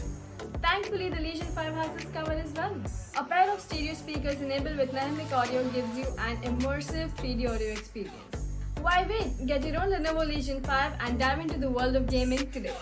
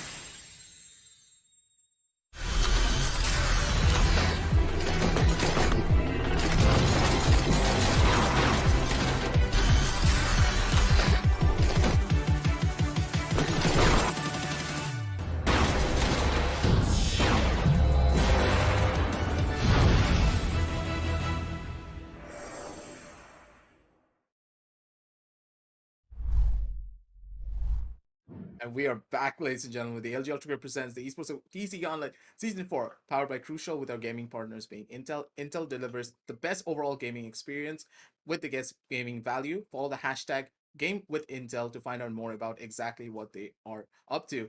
And our apparel partners are, of course, 656. We are now back after a pretty intense game, I would say. Like, it was not anything big. It was just a 17-5 scoreline. Not like we were losing our minds, not like we were having a couple of heart attacks in the middle as well. But when you think about all of that, yeah, Reckoning being able to get that victory puts a massive dent in the confidence now, doesn't it? Yeah, Like, it most certainly ouch. does. It does. Yeah, it does. It most certainly does. And we're gonna have Haven, in a situation where I'm pretty sure both these teams are perplexed as to what had just happened in the previous map. They're still recovering, and they have, a little bit of fatigue that comes in when you play maps that go on for this long, especially that, could be the length of 2 games. Now it's almost like they're playing 4 if it does go to a third. But overall, Reckoning, I would say, need to get their game together in terms of how they are approaching certain sites. Let's say there's the attack on Haven, which they are going to be starting on. They need an advantage. If this again ends out in a situation where it's 6-6, then I'm not quite sure how this is going to tip over on the seesaw. Let's go to the agent selection and have the overarching storyline set up for us as whether or not we're going to be seeing. Okay, another KO lineup coming in. That's interesting. And Badla's picked up the chamber. This is very, very intriguing. We've got pretty much the same lineups yet again on both sides. No difference whatsoever. Deadly and Blackhawk stick to their jets. The only difference being Hacker now plays the Omen, which is a controller, and Wimp has switched up with him taking over the Sentinel role. I'm quite.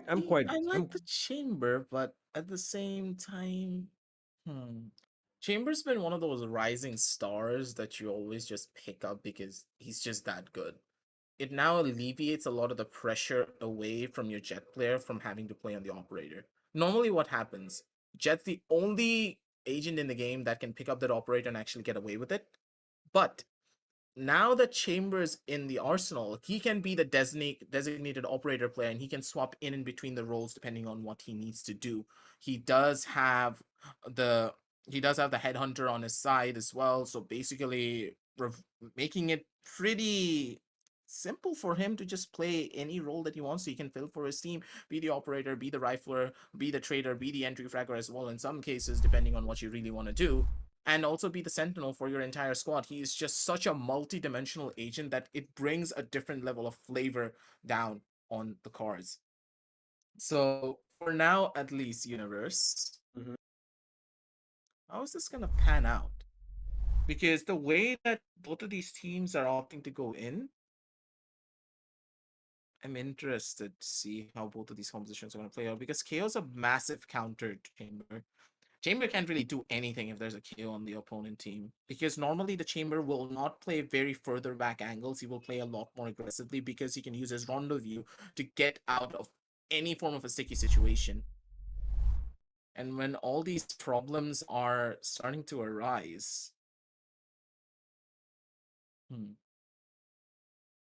well, how are they going to play around each other? Let's see if they are going to be playing into the problems, around the problems, or right straight through the problems. Because for now, RGE are the ones who need to try and work this more than the side of Orglis 5. Orglis 5, while are fighting, they will have a chance to try and make it to the lower brackets and work out things from there. But RGE are the ones who want their unbeaten streak. Bad Love takes one out, immediately teleports away, knows that he's being pressured, and knows that all, or at least 3 of the members of the defense are coming in from behind. And while that is true, Wimp is being pushed away, and this is a very weird exchange of positioning, isn't it? Look at where the attacking players are. Well, that's a problem. Who's the attack? Who's the defense here, boys? I think we already know who the attackers are. The defenders are now on towards the other side.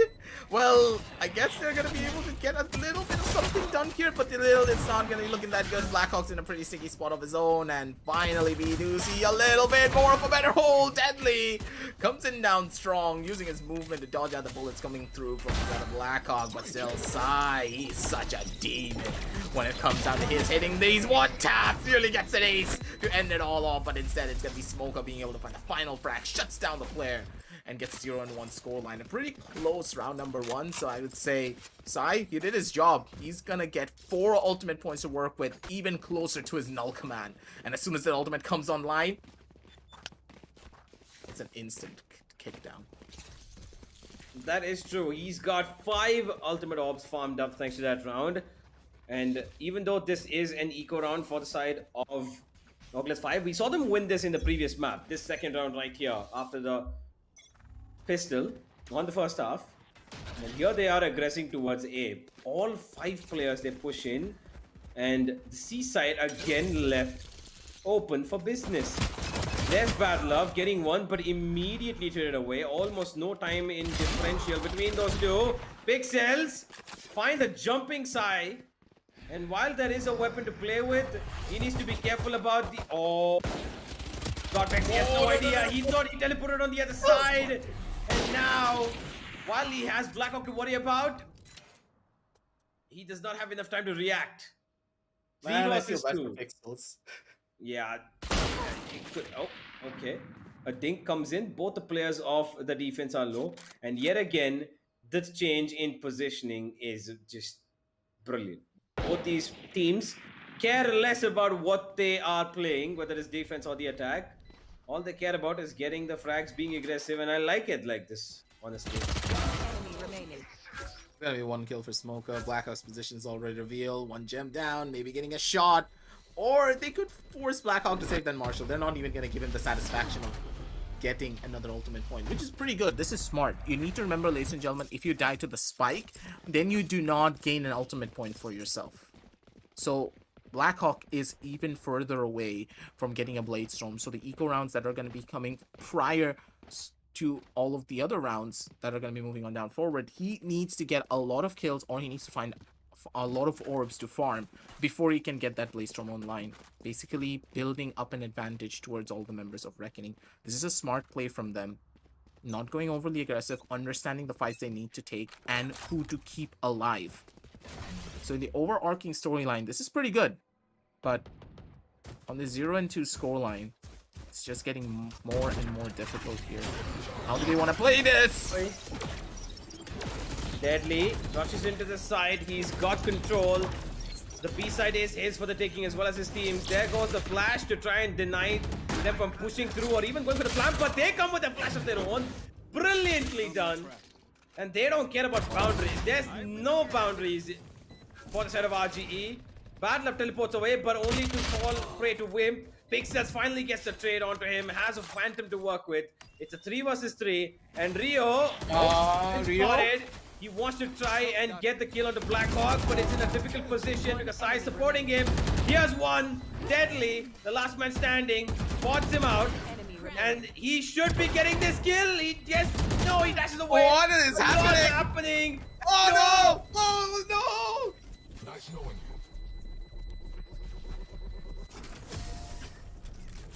Okay. Wow, that was quite a... Okay.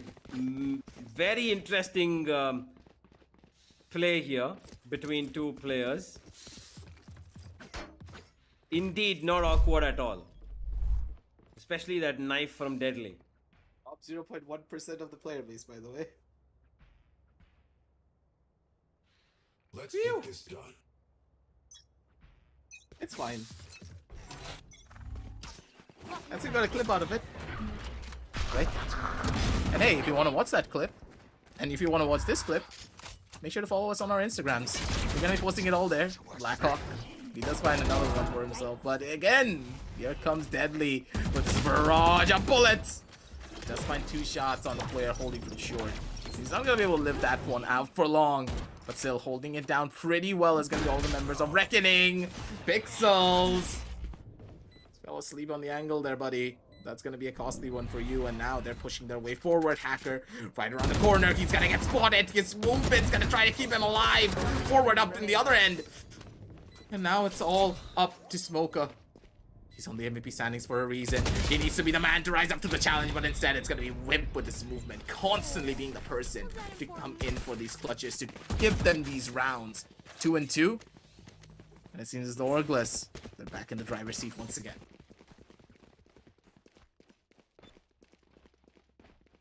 Well, Orglis have picked up on the 2 rounds that they had given away, and they've thrown the side of RGE onto an eco. We know what happens when RGE've got pistols on their hands. You just cannot count them out completely. They stick together. They try and force the issue on towards a particular player that they know that they can exploit.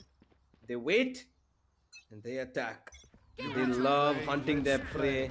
And here's Deadly with the knives as well. They'd go up and spot a player out towards A long, but not going to be able to connect the shot. And Bad Love, he's got his tour de force. He's got the C, long, and garage side covered, while RGE slowly moving towards B. Ooh, Bad Love has the perfect angle, but it's actually been smoked off, so he also needs to reposition. Throws in his teleport. He knows that there is a trap on the other side of the smoke, so he's just waiting for that drone to go past him. Bad Love, an ambitious play indeed, but does not reap rewards, but Deadly's left. knives will. Oh, Deadly. Perfectly done. And while he's got one more, nope. Godvexy will shut him down immediately. The flying, fluttering jet has been clipped off of his wings.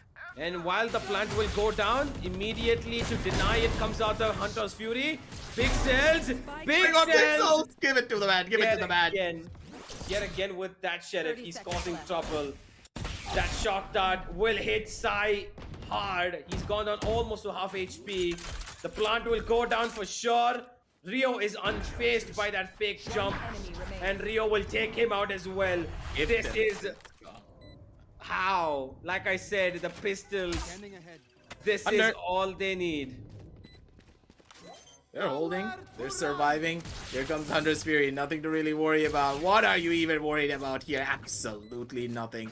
One on its back, one on its front. Where do you run? Where do you hide? Recon ball spots him. Wow. And that's going to be a free kill for Rio. Good movement. Wow. Good counter strafe. And a good lean shot to end it all off. 2 and 3 on the scorecard, ladies and gentlemen. And this is how Reckoning are back up to the grounds to play. Such a good team on their pistol eco rounds. What a great execution. This is the this is the 4th eco round that they have got. The 4th thrifty round that they have got across 2 maps. What a display of skill, teamwork, and just absolute raw aim. Brilliantly done. It's insanity. You consider how good these players play when it comes down to their raw mechanical skill. And the fact that it's building up over and over and over again, it is insane. Blackhawk though. Let's switch over to my crosshair, so you know, I'm gonna be a little bit biased here, say that it's the best crosshair ever, but Sai? I think that's a little bit too ambitious to peek mid like that. Especially that wide.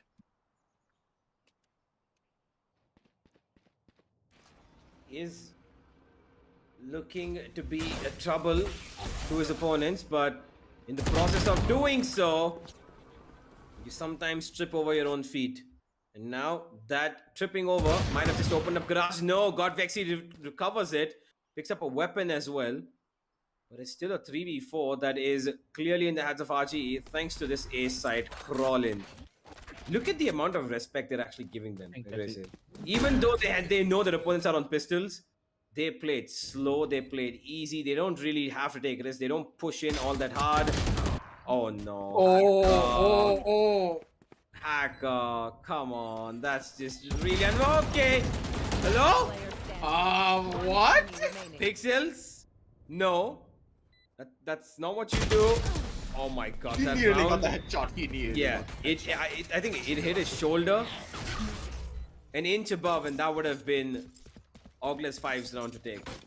Why would they do that? Godvexy got handed 2 kills for free almost on a platter. Yeah.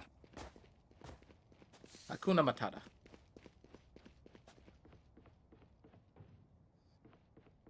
Oh boy. You can't keep saying Hakuna Matata for every single round though. Hey, it's not every single round, it's just a couple of rounds for a couple of rounds as well, but every single round does count for them, as the pressure from the previous match is also mounting up on them, right?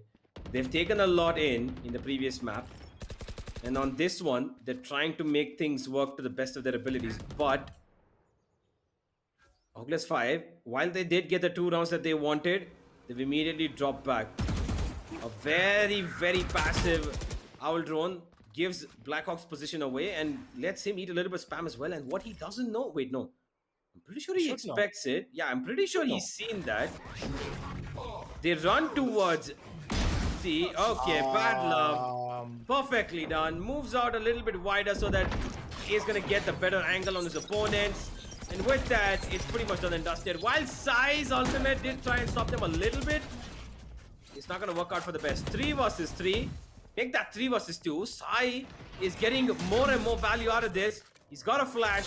He's even got a grenade to work with. That clears out a close angle. They will get that kill out of pixels. Now it's on to Rio. And he is only going to be good for 1. 3-4 the scoreline. They are going nowhere. Orglis 5. Just building up and up and up to be an even more of a problematic scenario in general. It's 3 and 4 here, universe already. Orglis 5, now they're back in the running once more. Reckoning their backs are against the wall as well. You can't really blame them for losing a lot of these rounds, but I think that they're losing out on these rounds because of their over-aggression in a lot of these different fronts. I don't understand this. Sometimes they are playing very systematically. They know how to play around one another, but after a couple of minutes, just after 1 minute or so, it feels as though they start like into too many fights. And they start dropping because of it as well. Badlov yet again back to his lurking routines while his team try to cover up towards A, which is heavily guarded, by the way. 3 players are there. The C side is actually empty with just 1 trademark. That's gonna allow them to get information, and Wimp will immediately teleport back towards C side spawn to cover it up over there, but nobody's interested towards the C. Nobody's interested about the C side. And this A side clearance that the defense is getting is a lot of information, but what they don't know is that Deadly is actually in this corner, and that recon will not detect him, which means they'll be encouraged to push out across different angles. And once they are, Wait, RGE short will player. have the advantage. The short player. Oh god, this is bad. Oh, he has no idea. Or What? does he? I'm not quite sure if he does. Blackhawk is holding down the angle. 12 HP. He's obviously not going to be expecting to survive, but he does get a kill before he goes down. A 1 tap of the ages, and Deadly gets another. Whip rotate back towards B while he stops Badlov from locking in. But this round gets a little bit more difficult for RGE in this 2v3. Flashes coming in from the Omen. Deadly, afraid of anybody being close by to him, still on the side. Goes under heaven, and that line of smoke that Pixels has put down for himself is not going to work for him. Deadly, 30 HP, nothing more left in his body. Goes down to 0, but the scoreline will come up to 4 and 4.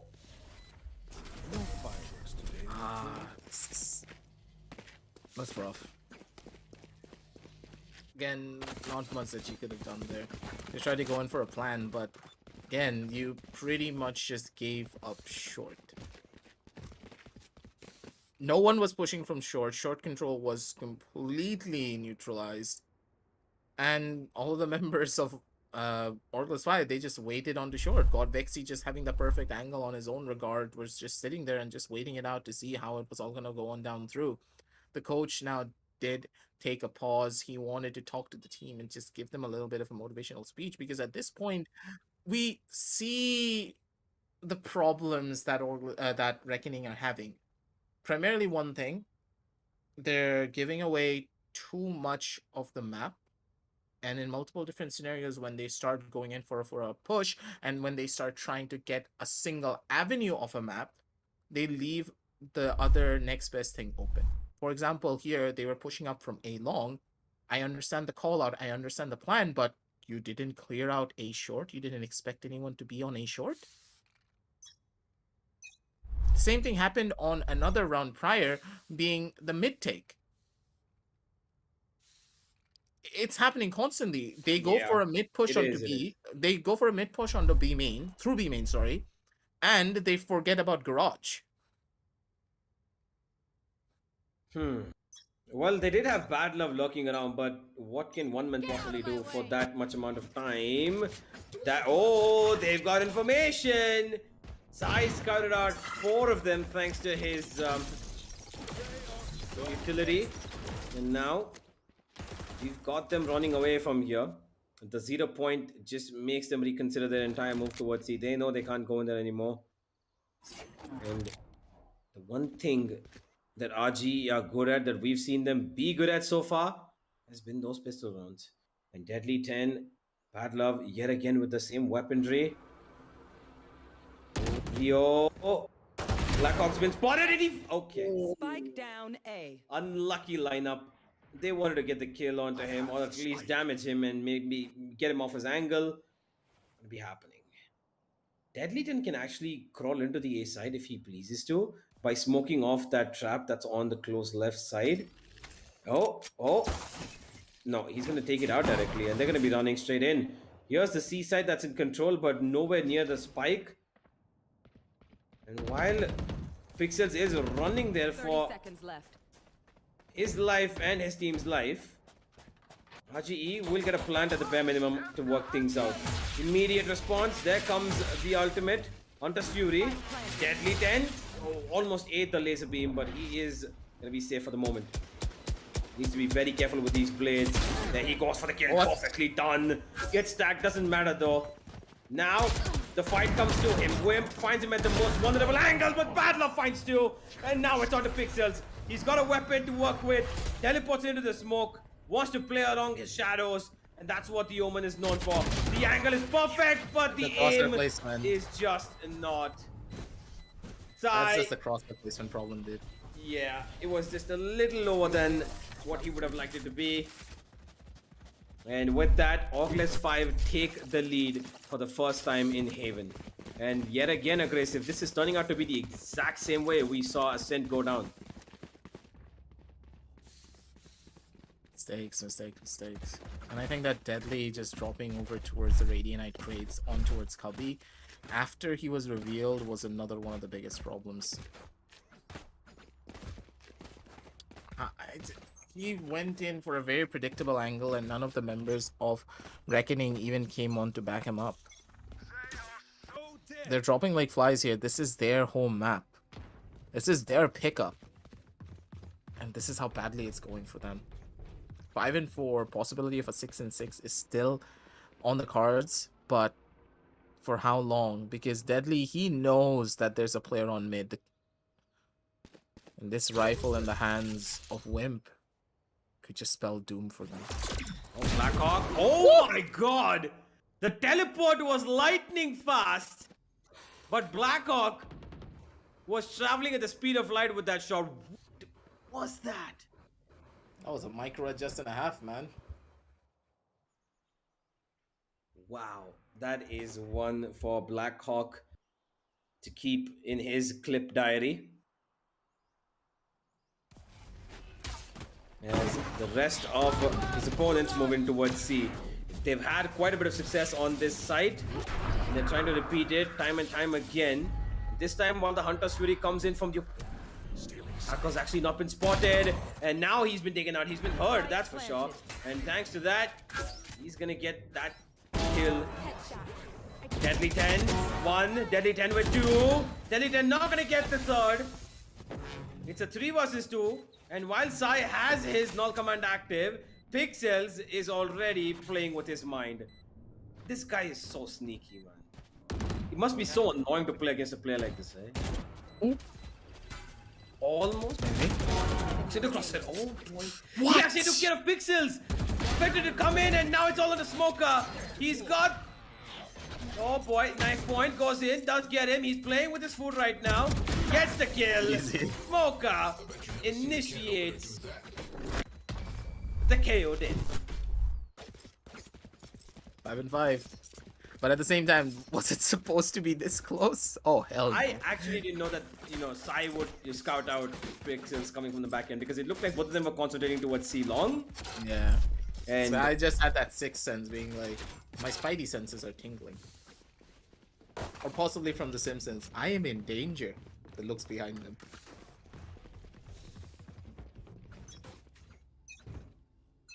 oh boy. Deadly. He doesn't care about being spotted out. All he wants the initial frag and he gets it almost too At least easily. back on the server, baby. Oh, Blackhawk.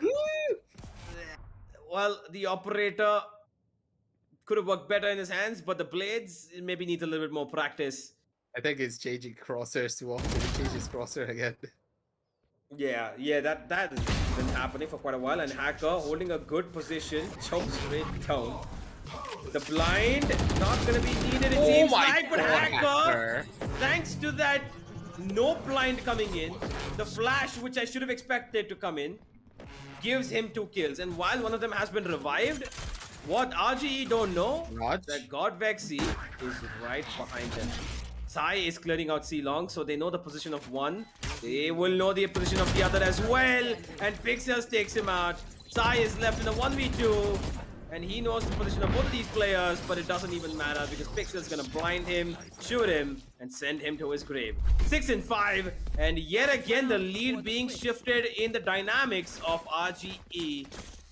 Both these teams have literally nothing separating them, but this could be the first time because the side of RGE have a much greater hold on their economy, given that this is their last round, and on the other side of things, it's a Spectre, a Bulldog, a couple of Vandals and Phantoms, but all across half armors, and a little bit of sacrifice utility to try and play with aim. We need to try and maybe trigger some results right here, right now, because currently they're not looking that good here. They're dropping like flies in every single one. This is really giving them even more problems. Reckoning, they're getting the sights for themselves once again. They're just brute forcing their way in. The trades just being on their favor every single goddamn time. And now Pixels, he's holding from a pretty precarious angle, but still, his teammates are gonna give him a little bit of a bait to work with. It should just give them their edge. Beautiful hold from the side of Pixels, holding straight from the middle. Wimp's not gonna be clearing that one out anytime soon. That's gonna be a kill. That's possibly gonna be another frag as well. Hacker at 1 HP, maybe gets a kill. Not gonna happen. Deadly is the one to take him out. Sai from the side, takes out one, spots out another player, but for how long is he gonna live? Deadly comes in from the skies like an angel of death from above. 7 and 5 on the scorecards, ladies and gentlemen. And with that reckoning, they move forward over onto the second half with a 2-round lead. A 2-round lead that they very desperately needed. They did not want to finish this off 6 and 6 again because that would have caused a lot of problems in terms of how they wanted to move ahead in their defensive half. They did not want to have the liability of giving away the pistol and having to catch up with the opponent. And hence they went with that all-out brute force push towards A. And it worked wonders because of one person particularly, and that was Pixels. Teleported to the site thanks to his ultimate and did the best he could. Brilliantly done.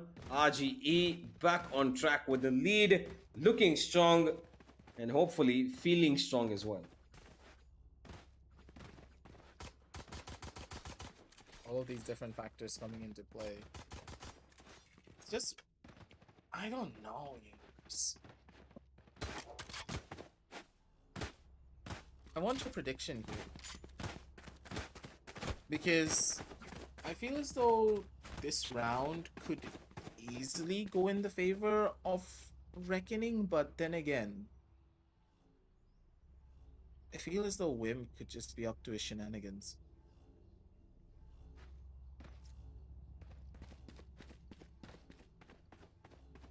Wimp did have a very peculiarly different effect in the last map with the Spectre.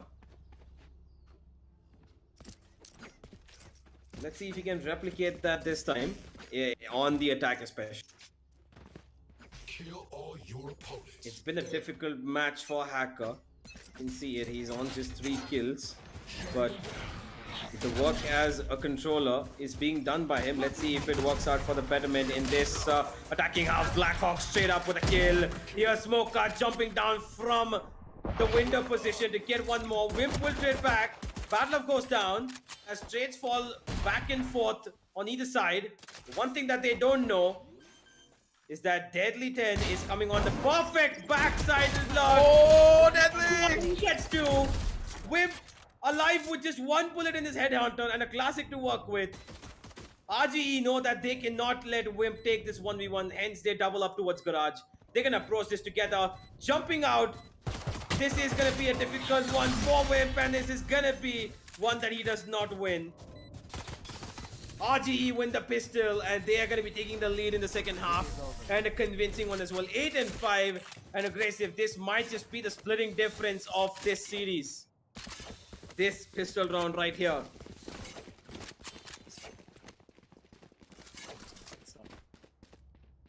It was such a close fight, but then again, Deadly just slipped through the cracks of the defense. Sorry, defense of the attack, you know what I mean. And casually dashed in, got the spike planter, and immediately Wimp was stuck in a sticky situation. What does he do even? One on his left, one on his right. No way he's gonna be able to find both of these kills. Oh, Deadly. How is he not being heard? He's walking with all his footsteps intact, and he gets the connection onto the shoulder.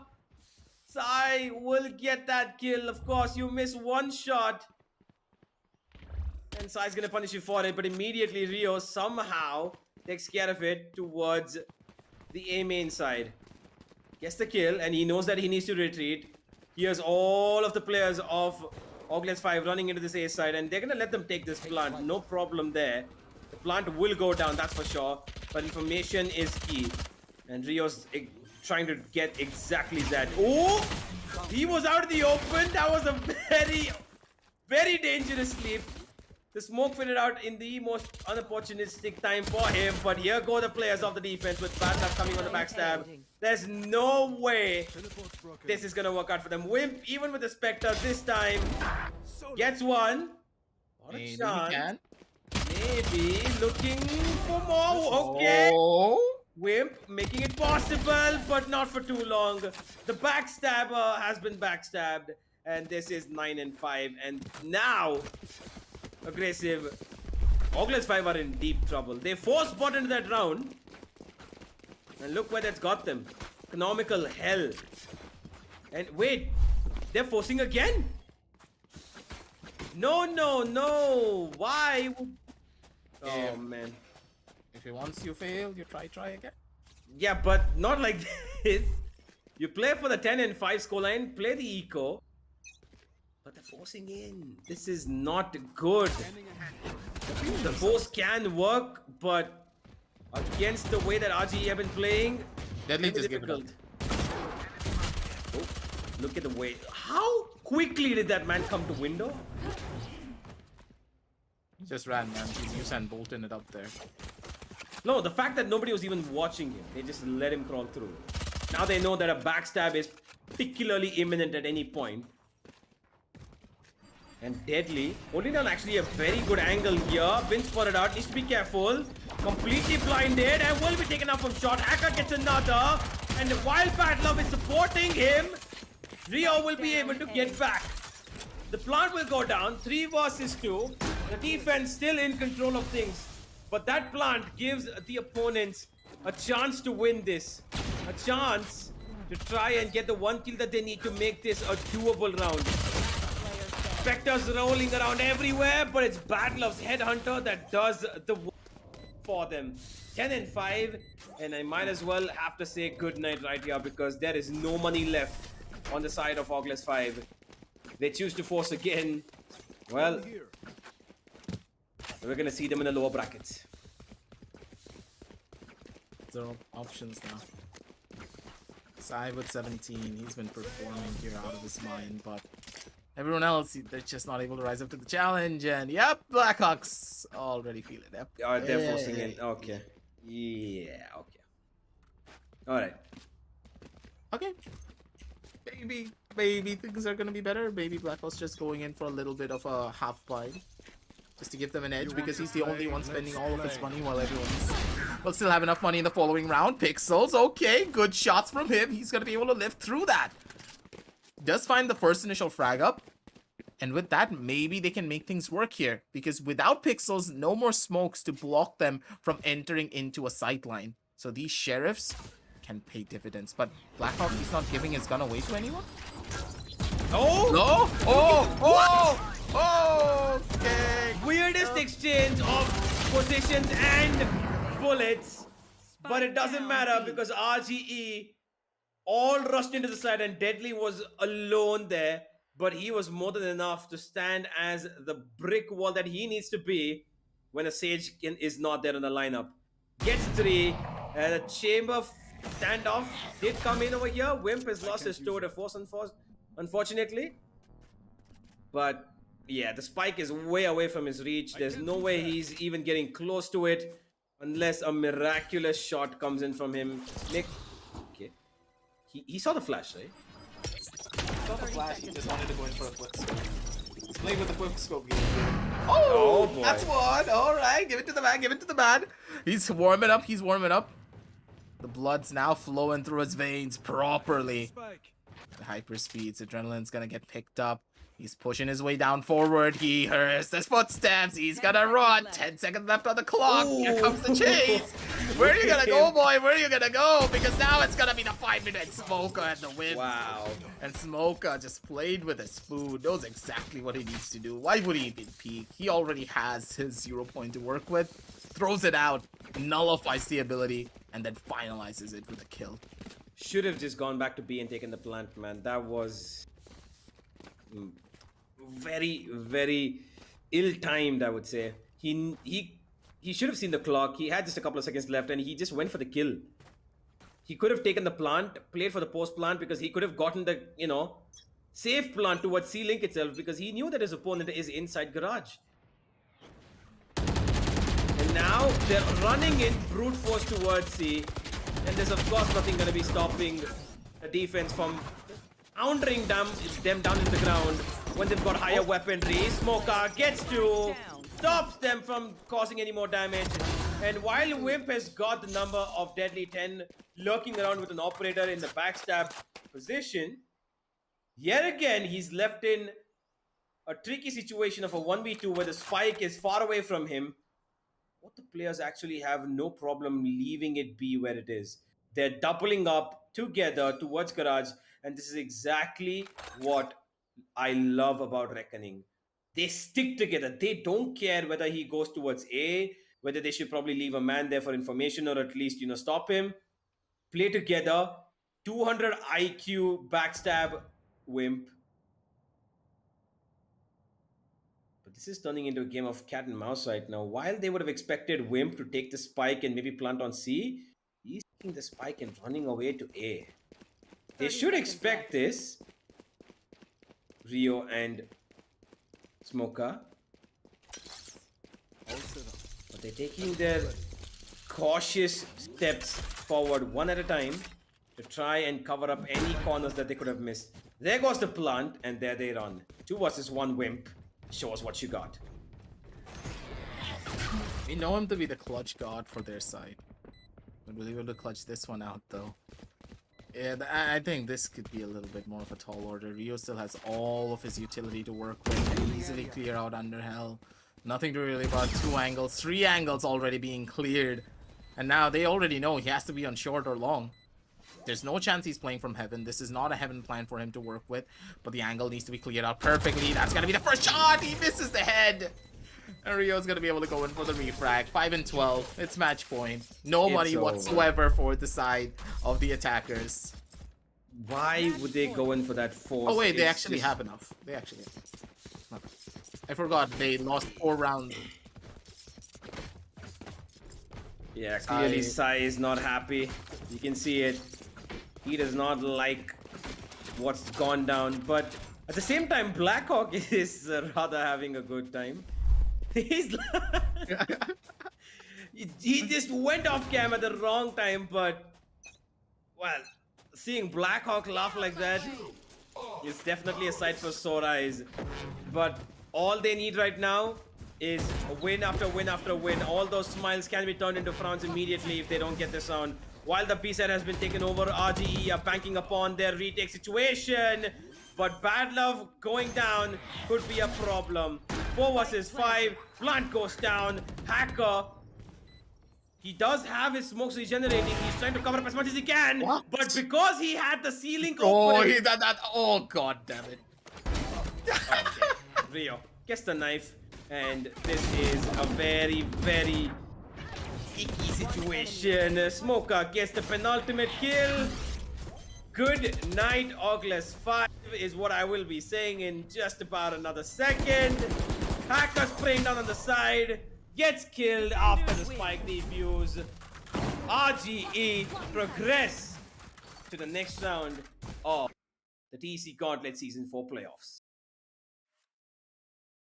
Celebrating, they're gonna be vibing, they're gonna be chilling. That's exactly what RG are gonna be feeling at this moment.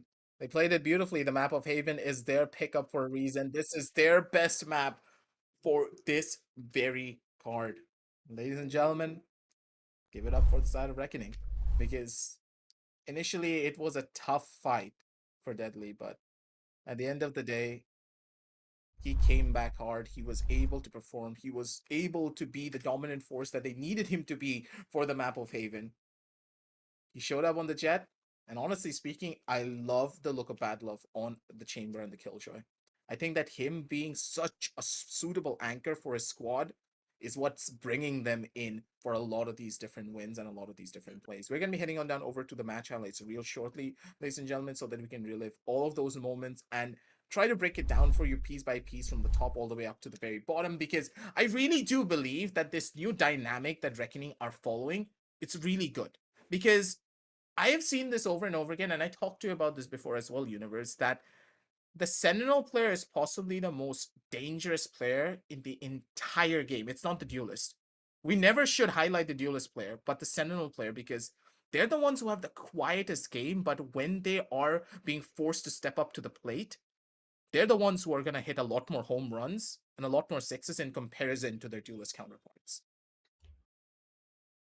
That I will have to agree. I think that you put it just right where it needs to be aggressive. I think that the way Bad Love has completely shifted over his dynamic from the duelist to the sentinel role works out pretty well for him. And it's not just him trying to try different roles or something. He is pretty good what he does. And even though his stats don't really translate it to the best, he's got 15 kills and 16 deaths. Badlove has done the justice of being a site anchor and getting those multi-frags when they are desperately needed. A very well executed Haven map from the side of Reckoning, especially from that last round in the first half. They needed an advantage, and them pushing in through that C side was exactly what got them the win. They did everything they could, and in the end, when they found the round and the following consecutive round on the pistol of the second round, I think it was right then and there that the game was almost over. I had said it earlier itself that once they found the pistol, that 8-5 scoreline is just going to keep widening up the rift between the two teams. And it all got confirmed the minute Orgless 5 decided to force in. Yeah. 9-5, 10-5, every single round they bought in. I know not why, but I hope they figure it out in the lower brackets, man. They need to try and get a little bit more stability on their squad, because currently this roster, stability-wise, I am a little bit iffy in the way that they're playing about this. I completely agree with you there. Looking at the scorecards, though, from Spike, we can see Deadly being on 24 kills, 355 ACS. He just went on, he was playing a different game on his own regard. He was just having so much fun. He was hitting all the shots that he needed to. And, hey, he got a little bit of a interesting moment as well in the middle round with Blackhawk. Well, Deadly 10, he completely did make up for what he was going through on the scent. Comes back strong, takes up the jet role as confident as he can be. Goes from 16 kills to 24. And this time they win it 13-5. Not a single round conceded in that second half. And brilliantly done. Reckoning progress further, ladies and gentlemen. They will take this 2-0, and they are still the only unbeaten team in this competition so far, apart from Enigma. How far is that going to be the case? Because Reckoning are prone to fighting Enigma in the next round if Enigma do qualify against Exili. So this is going to be a very, very interesting upper bracket matchup coming in. Let's go and have a look at it as I am talking about it. Reckoning will go further, the clean 2-0, which is going to be on their cards. And yep, there it is, waiting for the winner of Enigma versus Exili, which is, by the way, ladies and gentlemen, happening tomorrow.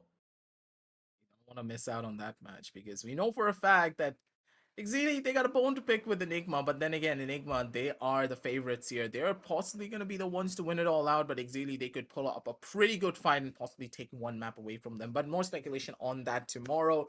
Today, we had a banger set, Reckoning versus Orglis 5, a 17-5 scoreline, and then the fatigue started settling in. Orglis 5 were just not able to recover from that loss, and they just started falling apart. 13-5, tough fight for them, but at the same time they gain more experience by going down over to the lower brackets, fight a lot more games, and come back even stronger to possibly take the revenge. Either let it be served up hot or let it be served up cold like it should be.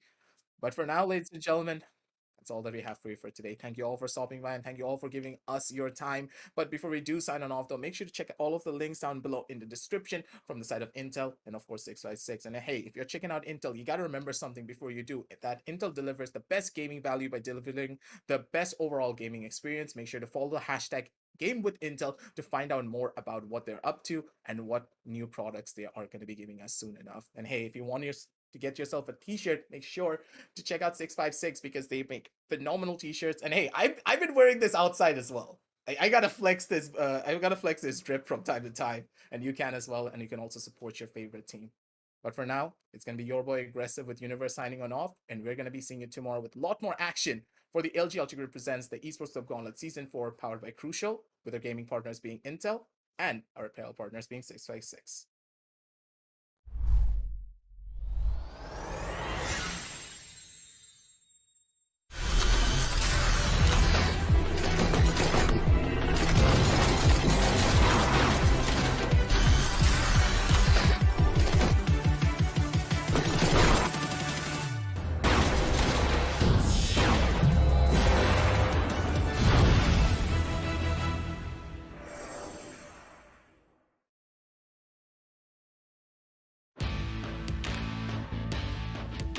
From the legends of memory and storage, Crucial brings you the ultimate performance in gaming. Legendary products, precision engineered for speed and stability. Crucial Ballistics.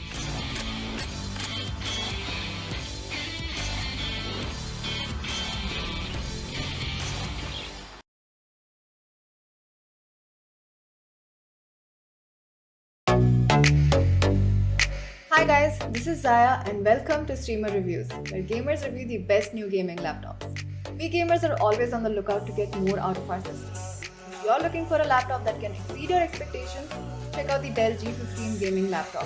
Its 11th gen Intel Core i7 processor surpasses my expectations with a max turbo frequency of 4.6 GHz. It also has a game shift key on the keyboard which triggers a dynamic performance mode to maximize the fan speeds to keep your system cool while the processors push harder. The G15 also sports an Intel Thunderbolt 4 port which boosts your transfer speeds to unbelievable levels with its blazing fast bandwidth of up to 40 Gbps.